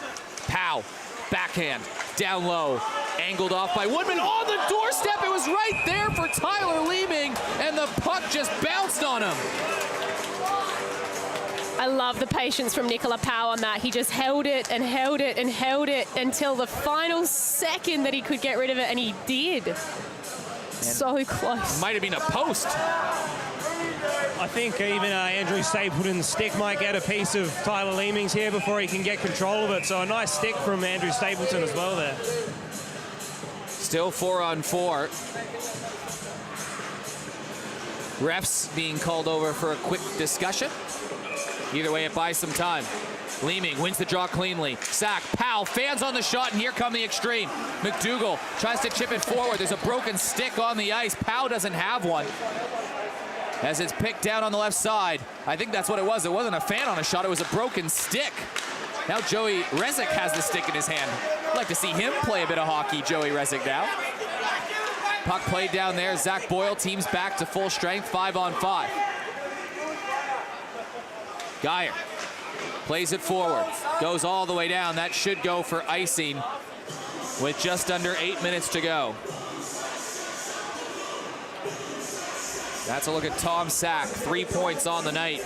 Joey Mcdougall 4 assists, but the real story, Xander Wardlaw 5 goals and an assist. Hard to argue with that. It is the most goals scored in a game in the season, and it's done in the playoffs, no less. And the most points. 6. And the most points. From the leading point getter. Sorry, Johan. Draw one, but picked up off the draw is Nathaniel Benson. He's upended by Zach Boyle, who sends him for a tumble, and Zach Boyle's gonna get a call for that. I don't know about that one. I don't like that for a trip, personally. Fowler? Yeah, Brewers bench not happy with that one. I don't see a whole lot in it either. Zach's just playing the body there. He's got the bigger body on Benson, so... Yeah, that's shoulder. Now, see, Benson's just tried to move out of the way there as well, and he's just kind of lost his footing. Yep, I totally agree. So an unhappy bench, and the Brewers' best player, the MVP of the competition, he is off the ice. So an absolutely crucial penalty kill from the Brewers' perspective, but what an opportunity for the Xtreme. Yeah, that's it. And you would hope that we don't see a goal here on this now that We'd have to give the assist to Joey Rezek. Draw off on the left side, off the face-off. It's picked up by Benson. Can Wardlaw find goal number 6 on this power play? That would be remarkable. Anderson can't clear the zone. Here's Wardlaw. He's got 5, and Wardlaw was looking for 6, but the shoulder of Mateusz Trinka makes the save with a couple Xtreme bodies lurking in tight. Joey's being smart, though. He knows he's not pushing back because he knows we're in the dying minutes of the 3rd period. This is no time for a scraps, no time for terrible penalties. Yeah, that's it. I think you're probably going to see that for the rest of the night from Joey Mcdougall and the rest of the Xtreme. They're going to be entering that crease as much as possible. This is the 8th power play opportunity for the Xtreme today. They scored 1 goal, just as they seem to do every single game. Benson has that tipped away. Whoa. Harley Anderson trying to power it, and Anderson short-handed, tied up with Benson. He got it tight, and Benson had to make a save. Now Benson throwing hands in front of Harley Anderson. What a game he's been having, too. Woodman skates it into traffic. Huge power play opportunity for the Xtreme, but it's the Brewers with the puck. Anderson again enters the zone, and it's picked up by Benson. Right side, he finds Mcdougall. 4 points on the night. Mcdougall stops, enters, crosses the crease, tried to go high. It might have been tipped. It's out of play. They've killed off the first half, though. Yeah, that's it. And a great job by Harley Anderson, just applying pressure whenever he can. And a great stick lift on Benson there as well. It just shows how strong he is on his stick. How's the effort, though? He nearly got a shot off while still under another player's stick. I mean, the effort, you cannot deny. Harley Anderson, he wants it. And what should be on paper, the way the Xtreme have played, an easy win, the Brewers are making this very difficult. Xtreme are up 5-1, and the Brewers have made it a game, but the Xtreme trying to really get some distance now. Pass in front of the net, goes off Stapleton's body, and it goes back into the corner. Peterson, to Esposito, back to the point. Huxley, swivel shot. Esposito, shot on net, big rebound, pops free, loose puck in front, and a great job from Huxley to keep it down, fires one through. Big skate save, Mateusz Trinka. Huxley, right side. Martin on the backhand, wraps his way around, plays it to Peterson, tries to find a way through the point, settled down by Esposito at the left point. Just 20 seconds to go on the power play, but the Xtreme can smell blood. Shift it back down low to Martin. He finds Huxley to Esposito through traffic. Big rebound in the slot, shot through traffic. Mateusz Trinka, big save. And not just one save, I mean, how many just in that sequence? He's really standing on his head. That's going to put him past 40 saves now as well, so another huge night in net from Trinka. Well, the Xtreme are going to, right now, if they don't score here, it'll be 1 for 8 on the power play, but that's not really a reflection of how this power play is operated. They have created a lot of chances. Yeah, that's it. It's very noticeable from down here as well. They're very patient with the puck and always have options available. And that's what will happen, is that will eat the final seconds of the power play. So the teams will go back to full strength, and the Brewers will go back to work, trying to hunt down what was once a 4-goal deficit and try to bring themselves back within 1. Sack on the intercept, lobs it left to Ben Handberg, but Wardlaw going to be there first, and he knocks it back towards the neutral zone. But kept in, swatted in, but Joey Mcdougall there first, avoids a hit. Mcdougall, little ballerina, makes a nice move. Right side. Kept in, Chen banks it off the boards, and it's kept by Tom Sack, who tried to go back up the face of the ice. Intended target was Harley Anderson, but it skipped over his stick. A nervy last 5 minutes coming for both teams. Sack shoves a man to the floor, but it's intercepted. Jared Siemens out wide. He gets tangled up. Pope trying to stick that puck away. Siemens still on it, and Tom Sack upended him, but Siemens still hounding off the puck. Siemens now behind the goal. What an effort from the Canadian. Right point. Huxley settles it down through traffic again, and it goes high and out of play. Lot of effort. There's still time. And look at this one by Joey Mcdougall. Could have been ugly, but it was actually really pretty at the end of it all. Dylan Pope comes in, and he's really danced around him. I mean, that's experience right there. Yeah, Joey Mcdougall's a tough one to hit. He's always aware of what's in front of him when he's got the puck. So, and I think he's going to know to expect that now after the way he's been crashing the net. 47 shots to 29, a pretty good indication of how the game's gone. It's been mostly extreme traffic. It feels like a big extreme lead that the Brewers have just made difficult. It does. It feels like they're trying to sort of break down their system. They can't. So they're trying to combat their system, come at them from the outside, which they have done. The question is, can they score 3 more goals by doing that? Huxley plays it around to Graham Charbonneau. Nick Powell trying to generate on the forecheck. Tyler Leeming pokes his stick forward. Sticked out. Leeming still regathers. Powell swings and misses, and it finally goes in the neutral zone.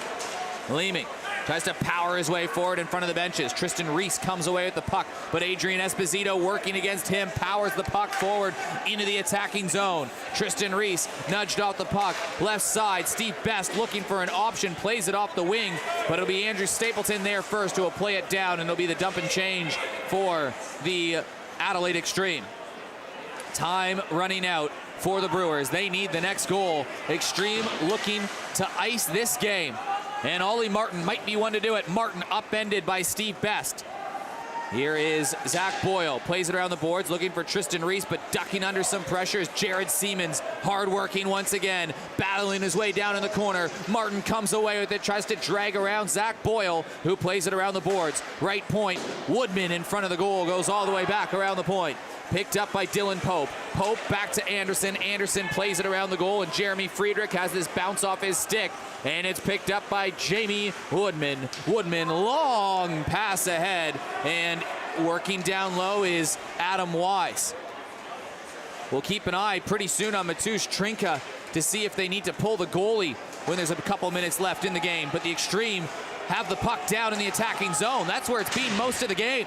Joey Mcdougall battling down low, bumped off the puck again. Here's Benson back to the left point. Geyer, left side, bounces over a body. Joey Mcdougall settles it down, plays it off, and it's Adam Wise slowing things down, chips it off, and it just gets out, and here's Harley Anderson. Anderson walks in. Pope was going to the net, and he just missed him on the pass. Chip back in the neutral zone. Benson to Wardlaw. He's got 5. Can he find 6? Matusz Trinka blockers that out of play. But now time really starting to become a factor. Yeah, that's it. The Brewers really need to find some zone time, get something set up, and it's probably almost time to pull Matusz Trinka as well. But if they can just get one, you know, it just makes things interesting. Maybe the Brewery get up and about again up there, and then things start to go their way. Well, as you say that, Fowler, let's have a look. We've got Nicola Powell, Stevie Best, Tyler Leeming. I mean, that's a sequence for a goal if I've ever seen one.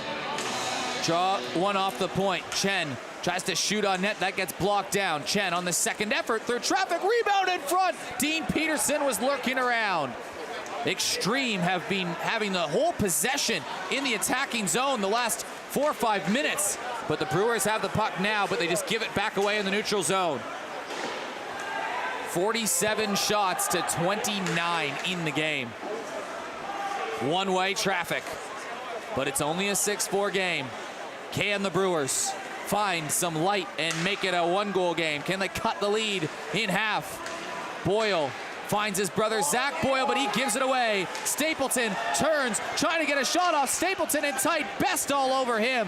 Stapleton hard hit in the corner, and the Brewers should come away with the puck, and the Xtreme are gonna go to the power play with less than 2 minutes to go, and that might be the nail in the coffin.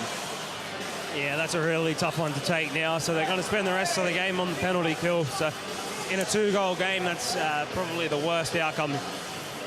You understand, though, you know, you're looking at the play and you can see Stevie's just trying to stop him getting that shot off. He was all alone. He had a clear shot. You got to do everything you can to stop the shot being taken if you think it could be a shot that could go in.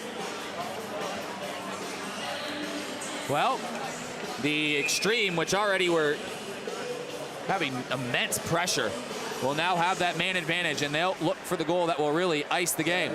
But shorthanded, Tom Sack tries to dangle his way out, chips it forward. Ben Hanberg back to Tom Sack. Sack enters the zone through a bunch of traffic, settled down by Hanberg, and here come the Xtreme going the other way. Benson walks his way in, out wide, drops it back. Mcdougall playing it back down low. picked up by the Brewers. They can't clear the zone. Mcdougall intercepts. Cross-ice pass. Shot on goal. Open cage. Mcdougall on net. Trinket down. Trying to keep it out. And it'll be cleared by the Brewers as it bounces down past Jeremy Friedrich. A minute and 20 seconds to go. And the Xtreme look like it will be a very difficult position to lose the game from here. Yeah, that's it. And although the Brewers are on a penalty kill here, they need to hold on to the puck and take some risks. Mcdougall shovels it back to Charbonneau, whips it across to Woodman. They'll be happy playing keep away, but Xander Wardlaw was looking for goal number 6, goes all the way around to the left point and finally out. Only a minute to go. Adelaide Xtreme so close to a 2-1 series lead, but it's intercepted. Down low, Tyler Leeming working his way behind the goal. Leeming spins around Woodman. Leeming back on his backhand. He gets barreled down and he's going to draw a penalty. Woodman can't believe it, so there's a little bit of hope, but there's not a lot of time. Yeah, Woodman is questioning that one, definitely. But Leeming, I mean, he kept it and he kept it and he kept it. The poor guy, I mean, the effort the Brewers are showing, they're just not going away. That's it, and it will be 4-on-4, but Matuistrinka has left the ice, so it's going to be a 5-on-4 situation here for the Brewers. Well, this would take a miracle. 34 seconds, they need 2 goals, and it needs to probably come off this faceoff. Draw one by the Brewers. Powell settles it down. Back at the point. Sack through traffic. That gets tipped wide. Tyler Leeming chipping away. Teams battle down low. Loose puck in front. Goes around the side. Tom Sack gathers it again. Sack plays it off to the left. Nick Powell looking for something. They need to be patient, but they got to be quick. Boyle through traffic, that's blocked. Jordy Geyer tries to shovel it down, intercepted by Sack, but the Brewers have to clear the zone, and they're offside, and the draw will come out of the zone, and with 7 seconds left, that will be too much to overcome. Brewers made it interesting, but the Xtreme are going to win this game. Yeah, and a great job in the last 5 minutes or so from the Xtreme in this game, just to hold on to possession and really give the Brewers nothing. It's only until now where they've got a power play in the last 20 seconds where they've been able to generate anything at all.